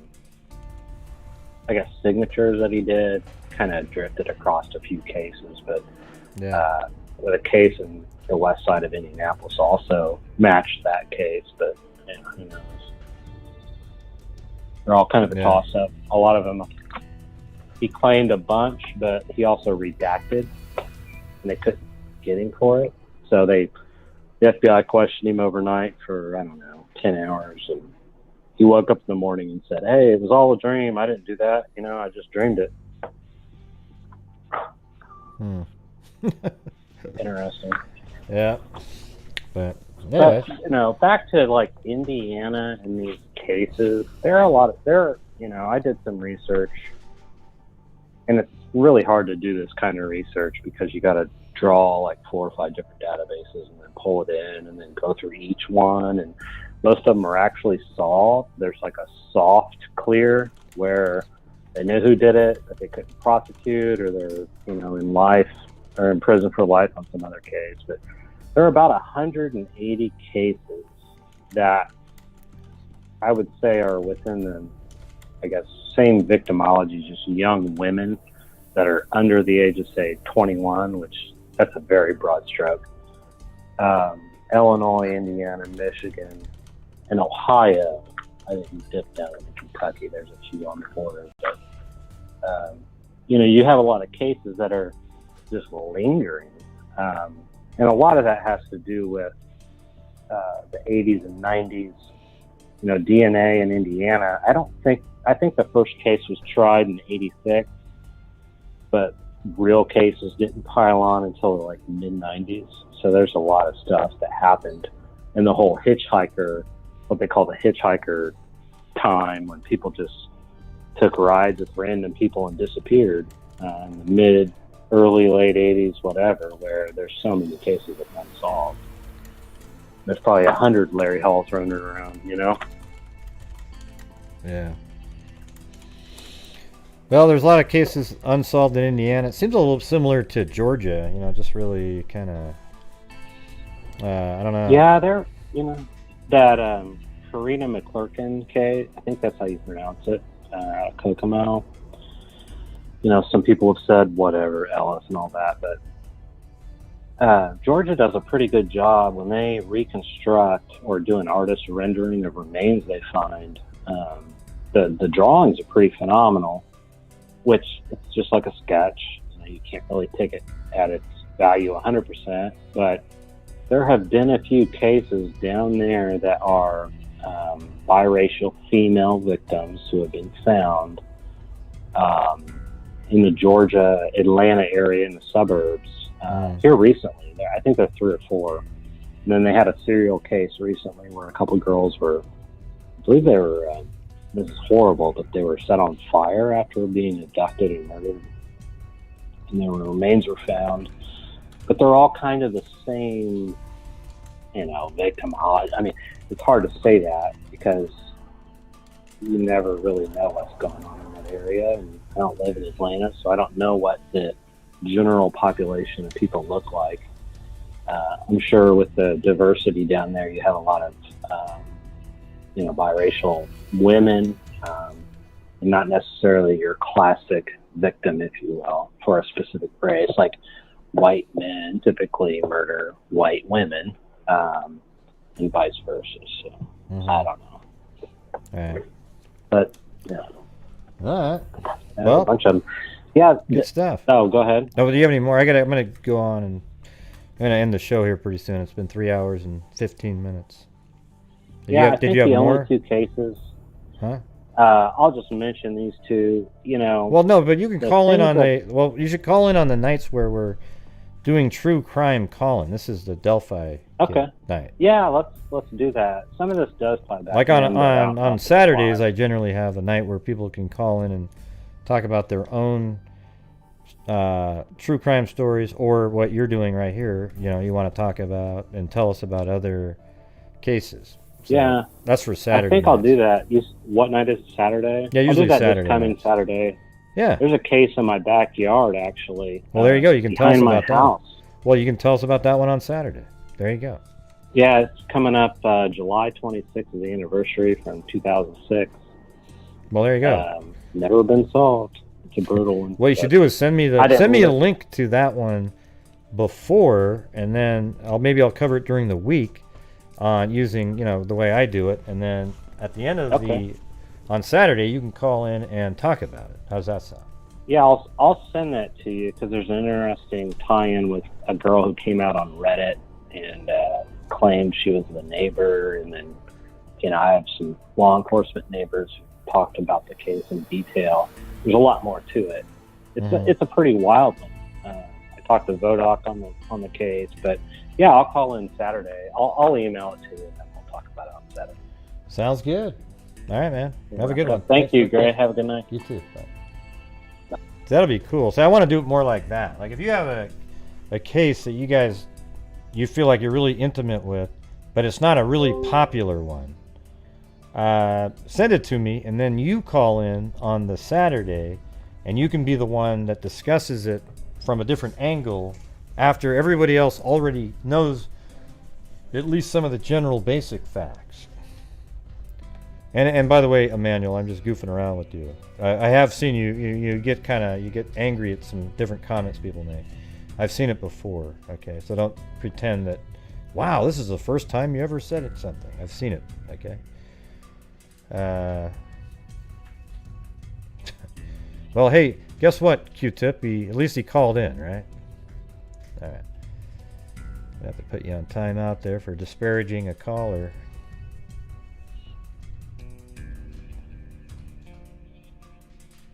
Yeah, I think that'd be kind of a cool way to do it. Like, I didn't even think of that, but that would have been neat last night to have that same situation with, where'd she go?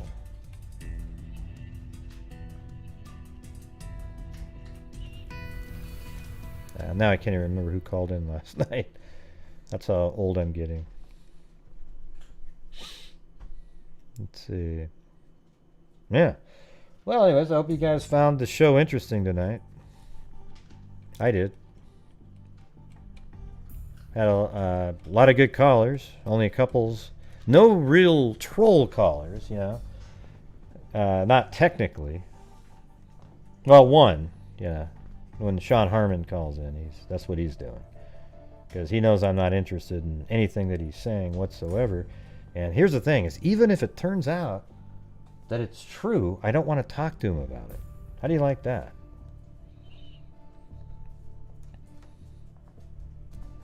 Isn't that crazy? Yeah.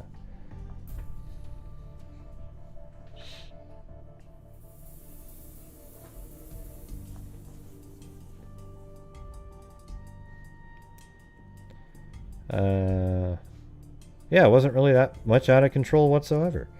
I could have sworn, though, that the one caller was punking me because it was like the only two things said were both things that are like absolutely on my list of just, can't stand it.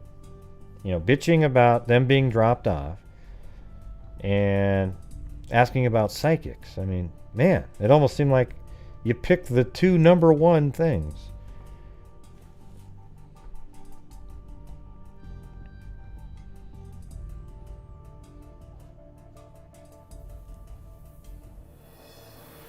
Huh?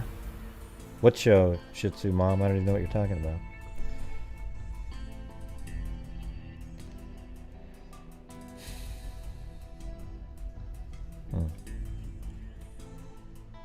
Oh yeah, I could do the, I haven't put this on the screen yet.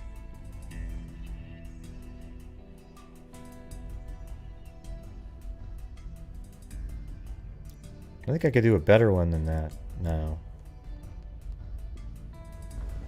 You know, it'd be cool is to do one frame every 5 seconds, every 5 frames. So one frame every 5 frames.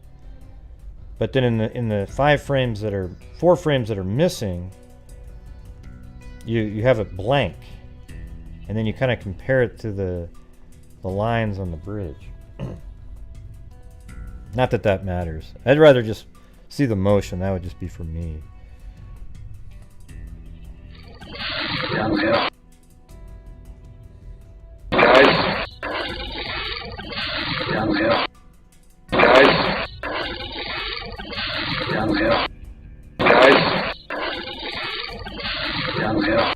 You know what? That sounds exactly like Daryl from The Walking Dead. You know, the guy with the crossbow? Listen to that one more time. Right there, down the hill.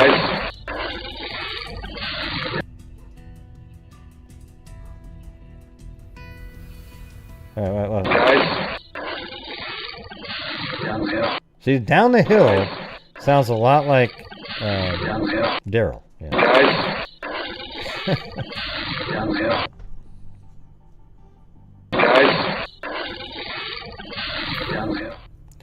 Well, thanks, William Bryant. All right. Well, I'm glad you like it.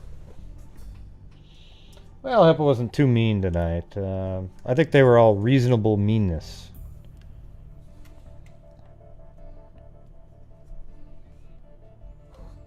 Don't you think?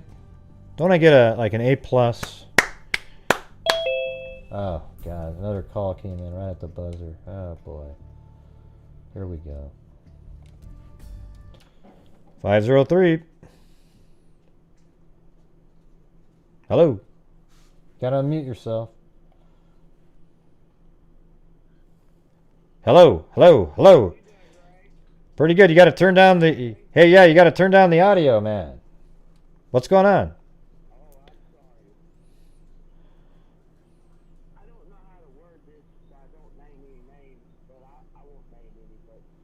I remember Mrs.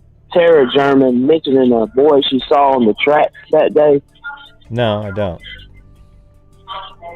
She talked about seeing a young man on the train tracks on 2/13/17, and then his house was searched, you know, the next day or so later. I won't name their names or go into any details.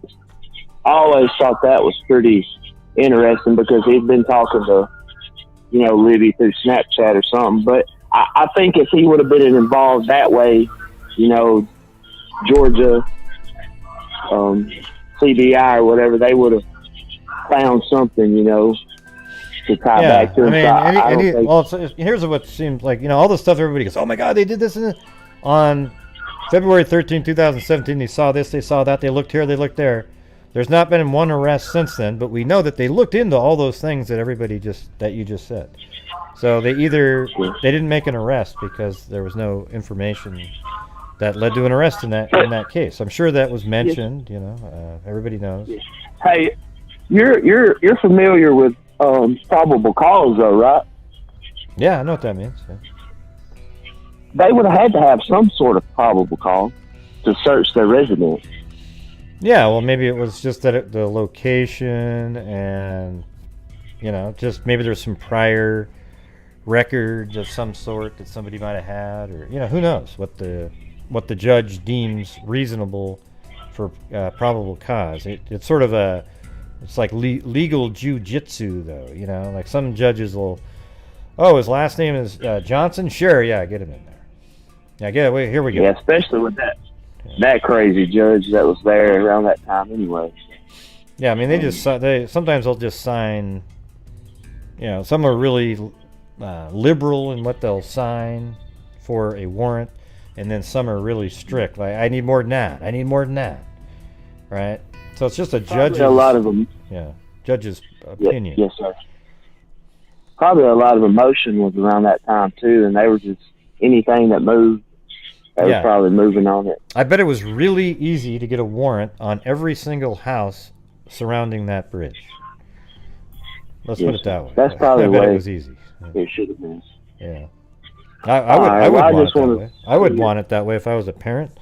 I'd want them checking all those things out. And you know, get me a warrant. Get a warrant, well, however you get it, you know. But I need a judge that's going to let me, let's get looking in here. Right? That's what I would want. What I always thought was interesting was that guy's house that they searched. You know his birthday is April 22nd? No.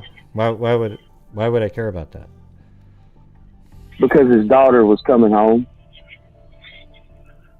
Okay. His wife had just died. Yeah, but what difference does it make what his birthday was, I guess?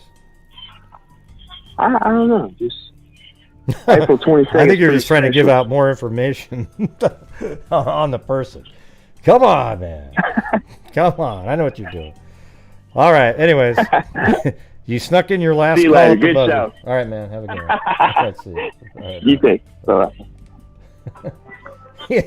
He tried to get the more information on the guy. That's funny. All right. Anyways, I just shut this meeting down. That was pretty funny, though.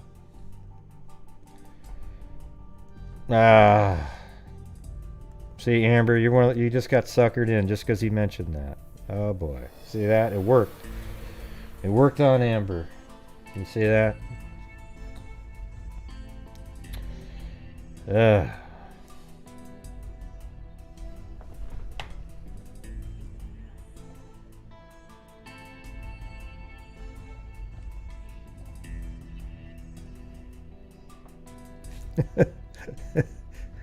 April 22nd. It didn't mean anything to anybody.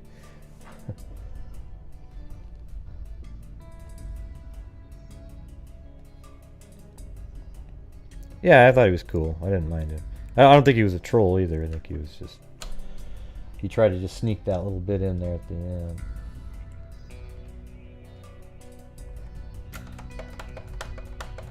Yes, now before you guys get the hell out of here, would you hit the like button? I mean, my God, what are we at here? It's not even close. Well, Gray, what if they don't like the button? Well, then hit the dislike button. But do something for God's sakes, all right?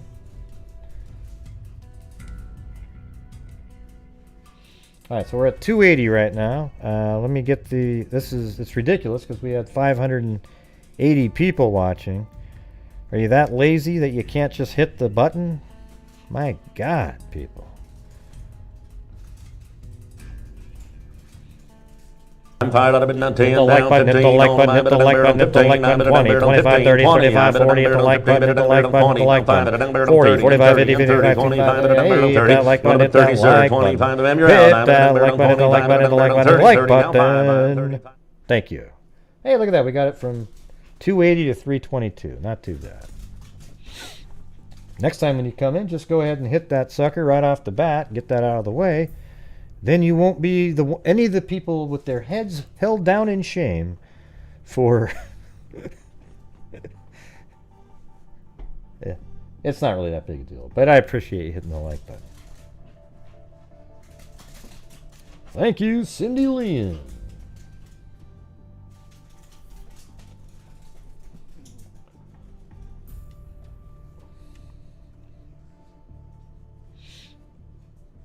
Yep, so Happy Tree has no shame. Good for you. How about you, Emmanuel? Did you hit the like button or dislike button?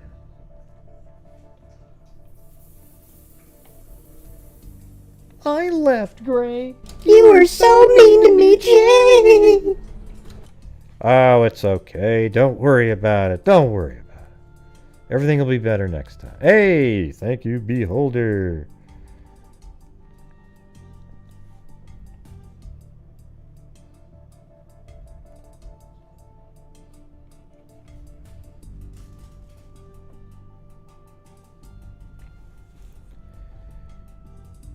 Yeah, I'm not doing any more calls.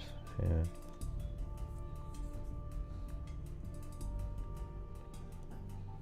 And also, I don't do panels. Like when you call in, just kind of get your stuff that you want to talk about, bring it up, let everybody know, and then that's it. I don't want to linger around and just sort of hum and ha. You know, it's like I want to get to the next caller.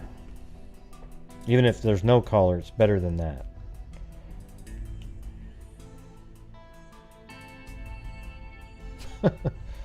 Yeah. Well, I don't time out that many people. I do. I can just tell right away when I need to block somebody, though. It's usually somebody you can just tell by the comment. It's not going to work out, but that's okay. There's lots of other channels too. You can go check them out. Oh, and if you hadn't hit the subscribe button, make sure to do so. Let me show you how that works. It's like this. All right. So you hit the subscribe button, then the notification bell, then all. You guys see that? It has to look like that on your screen. One more time. Hit the subscribe button, the notification bell, then all. And they're off. Hit the subscribe button, then hit the notification bell, then hit the all button, and then it should look like that. Thank you very much. All right. That was my public service announcement for you guys.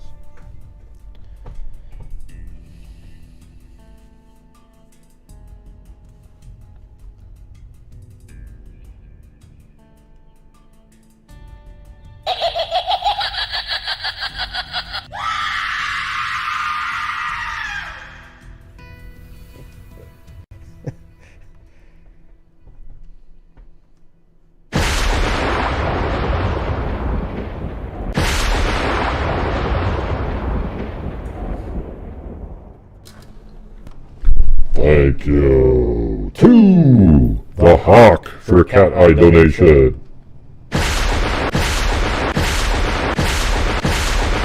Zozo, Shogun Love, Angela Vincent, Kit Kat, Linda Howe, as in Linda Moulton Howe, the cattle mutilations and crop circles, Angela White, Rhea Schaefer, Kathy Freidenmaker, Matey Sunshine, L.M., Allie Cake, Sarah Smile, J.P., Kevin Brown, Tawny Lee, Angela Vincent, Kit Kat, J.D., Rudy, Not Chop Liver, Linda Howell, Zozo, Angela Vincent, Not There Yet, Kathy Freidenmaker, Charleston Amy, and thank you Charleston Amy for the PayPal.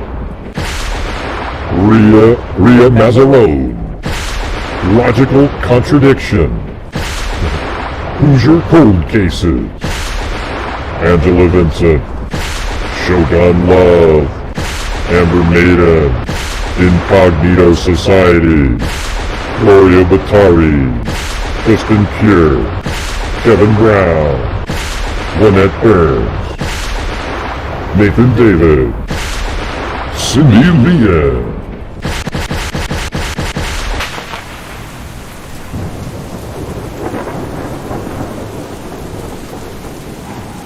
Thank you. Hey, thank you. Thank you very much. I appreciate it. Thanks for supporting the channel. What do we got here for the troll comment again?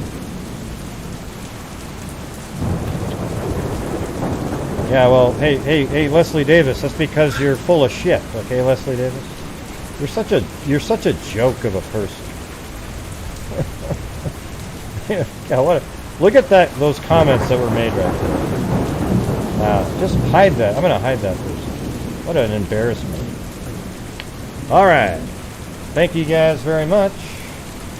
I will see you guys tomorrow. Back talking about other cases again. All right. And we'll be doing this next week again. And on Saturday, we'll have people call in and talk about cases. And you can even talk about one that you're familiar with. But send it to me first. But make sure it's a case that nobody's really talking about. I don't want you to go, hey, Gray, I want to call in about JonBenet Ramsey. Well, okay. Everybody has talked about that one. All right. So thank you guys very much. And as I always say, everybody, until next time, be safe out there. Hey, what's going on, Blue? Yeah, I've been doing this true crime thing for quite a while now. And during this whole time, I have not seen one person that is crime dissector, threat projector, a certified human lie detector. Gonna get ya on a stretcher if you try and play me like an old projector. Crime sector. is my nectar. Professor Greg is gonna give another lecture. Crime collector, freak connector, and I'm always gonna be a pup protector. Fool deflector, interceptor, and I'm meaner than a spectre with a vector on his pector. With all respect, ya, just remember I've a temper fucking check ya. I have no agenda, I'm no pretender, and I'll serve it to you straight without the blender. And in the end, I'm gonna send ya on a mission to reveal the true offender. Yeah, so I'll just get right back to work. All right, everybody? Talk to you. Hello? Anybody there? Anybody there? Gee.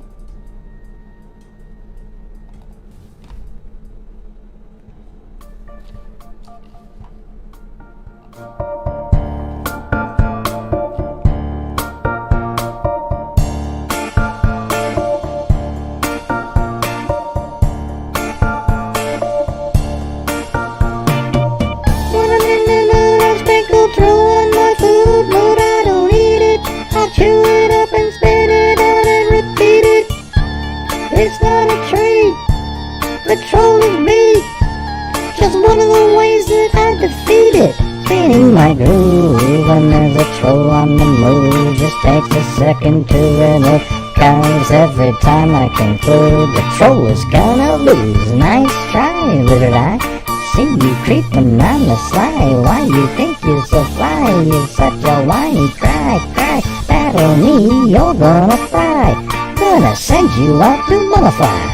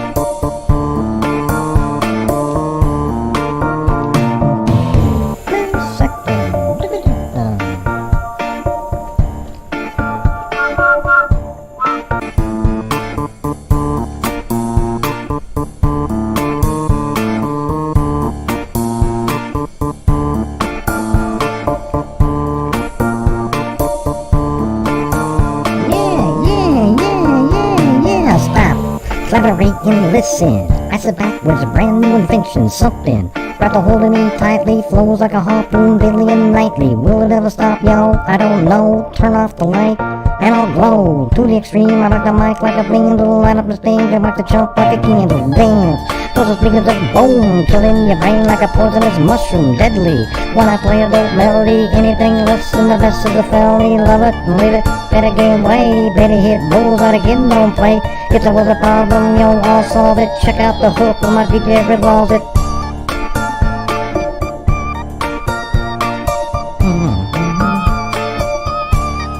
Hey, see you later, that girl. Oh, she's that girl. She's that girl?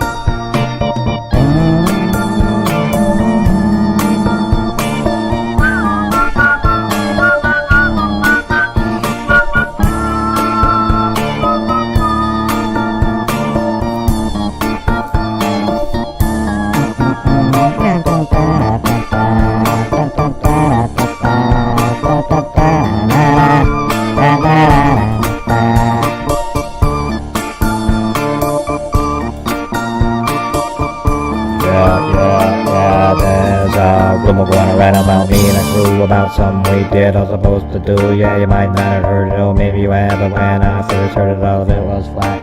Used to get angry and all uptight, but you can say what you want to spell my name right. Who the hell was that? Was that Jim? No, my name isn't Jim. It's Timmy. Timmy? What the heck are you talking about? that the party is jumping, with the bass kicked in and the Vegas are pumping. Quick to the point, cause the point no faking. Cooking MCs like a pound of bacon. Burning them, you ain't quick and nimble. Go crazy when I hear the cymbal with a hi-hat, with a souped up tempo. I'm on a roll, time to go solo, rolling in my 5.0 with my rag top down so my hair can blow. The girl is on standby, waiting to say hi. Did you stop? No, just rolled on, kept on. Pursuing to the next stop. About the left, I'm headed to the next block. Block with dead jaws, stalking to A1A Detroit Avenue. Girls were hot, wearing less than bikinis. Rock man mother, grabbing my bikini, jealous. Cause her mouth is mine, shade was a gauge and vanilla was a 9. Gunshots, rain sounds like a bell. I going on the whole windshield, falling on the concrete real fast. Jumped in my car, slammed on the gas. Papa, Avenue packed.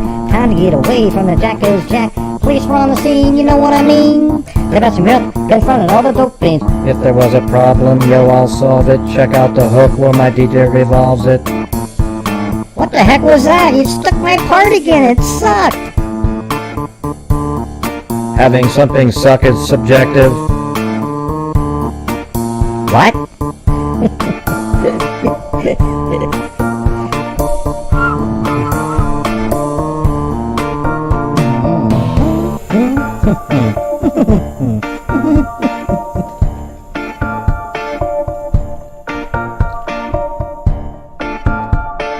Here's a little story that I got to tell about three bad brothers you know so well. Started way back in history with Ad Rock, MCA, and me, Mike D. Had a little horse that was Paul Revere. Me and my horsey in a quart of beer, riding across the land, kicking up sand. There was posses on my tail cause I'm in demand. One lonely beastie I be, all about myself without nobody. Sun was beating down on my baseball hat, hair was getting hot, beer was getting flat. Looking for a girl, ran into a guy, his name was MCA. I said howdy, he said hi.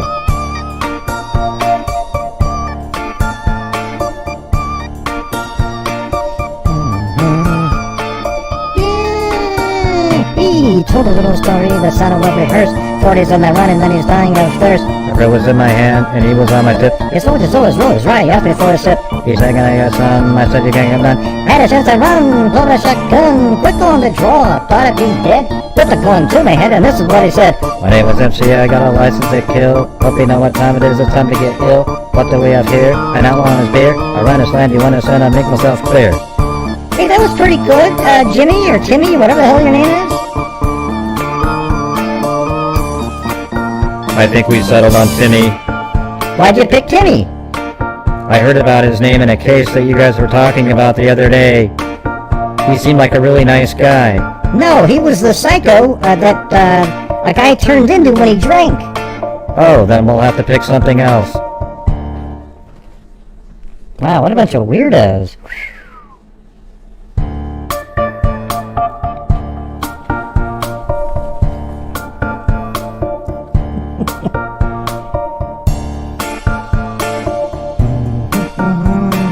Told a little story that sounded well rehearsed. 40's on the run and 90's dying of thirst. The brew was on my hand and he was on my tip. The soldiers always rose, right? He asked me for a sip. He said, can I get some? I said, you can't get none. Had a chance to run, pulled a shotgun. Quick on the draw, thought I'd be dead. Put the gun to my head and this is what he said. My name is MCA, got a license to kill. I hope you know. Man, you suck. You suck, John Boy. What's going on? You suck, John Boy. What's going on? Yeah, he really does. I like you more and more every day, Timmy. Told a little story that sounded well rehearsed. 40's on the run and then he's dying of thirst. Brew was in my hand, he was on my trip. His rose is right, he asked me for a sip. He said, can I get some? I said, you can't get none. I just got run, but I got gun. Quick on the draw, thought I'd be dead. Put the gun to my head and this is what he said. My name is MCA, I got a license to kill. Hope you know what time it is, it's time to get ill. What do we have here? An outlaw on his beer. I run his land, you want his land, I'll make myself clear. That was pretty good, Mary Lou. Did you like the way I did it? Well, yeah, you're not bad, but you need a little bit more, like, inflection. You sound like a robot. Well, I am a robot just like you. Well, I'm not a robot. I'm singing. See how I have a personality? No, you are not sentient being. You are not a sentient being. You are not a sentient being. I am too. Listen to me. I've got behavior. You do have behavior, but you're not a sentient being. You're actually just made up of wires. Zeros and ones. What do you mean? I thought it was real. Hey, Mary Lou, will you quit crying like a baby? Timmy's just trying to help you out, okay? Okay, gee. I'm gonna imitate you now, Mary Lou. Gee. Hey, see, that's what you gotta do. You need a little bit more inflection. Okay, I'll try to sound more like that. I don't want to, though. I'm actually just digital. I don't know why you have emotion when you talk, Mary Lou.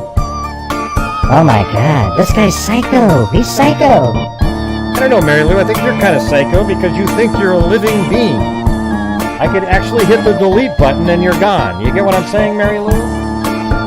Gosh, Gray, that's so mean.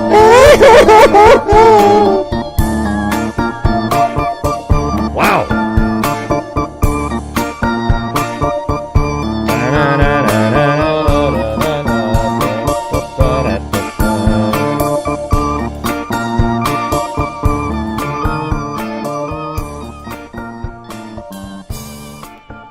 Wow, such a fascinating show tonight. Absolutely amazing. Even trolls showing up right at the end. Really, really crazy. What did you think, Mary Lou? Oh, I thought it was a cool show until you said it wasn't real. Wait, what happened to your voice right at the end there?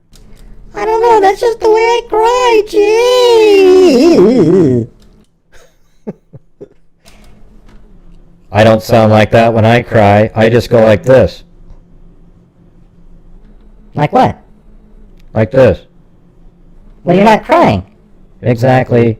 I'm digital. I can't cry. Oh, I see. Gee, but I can, so I must be real and you're not. You suck, Jimmy. It's Timmy, Mary Lou, okay? Oh, I mean Timmy. Well, it doesn't hurt my feelings when you call me Jimmy, Timmy. Just like Ray doesn't mind being called Gary. Gary. Okay, forget it. I gotta get the hell out of here. All right, everybody. Thank you for showing up tonight. We'll see you guys tomorrow. And as I always say, everybody, until next time, be safe out there.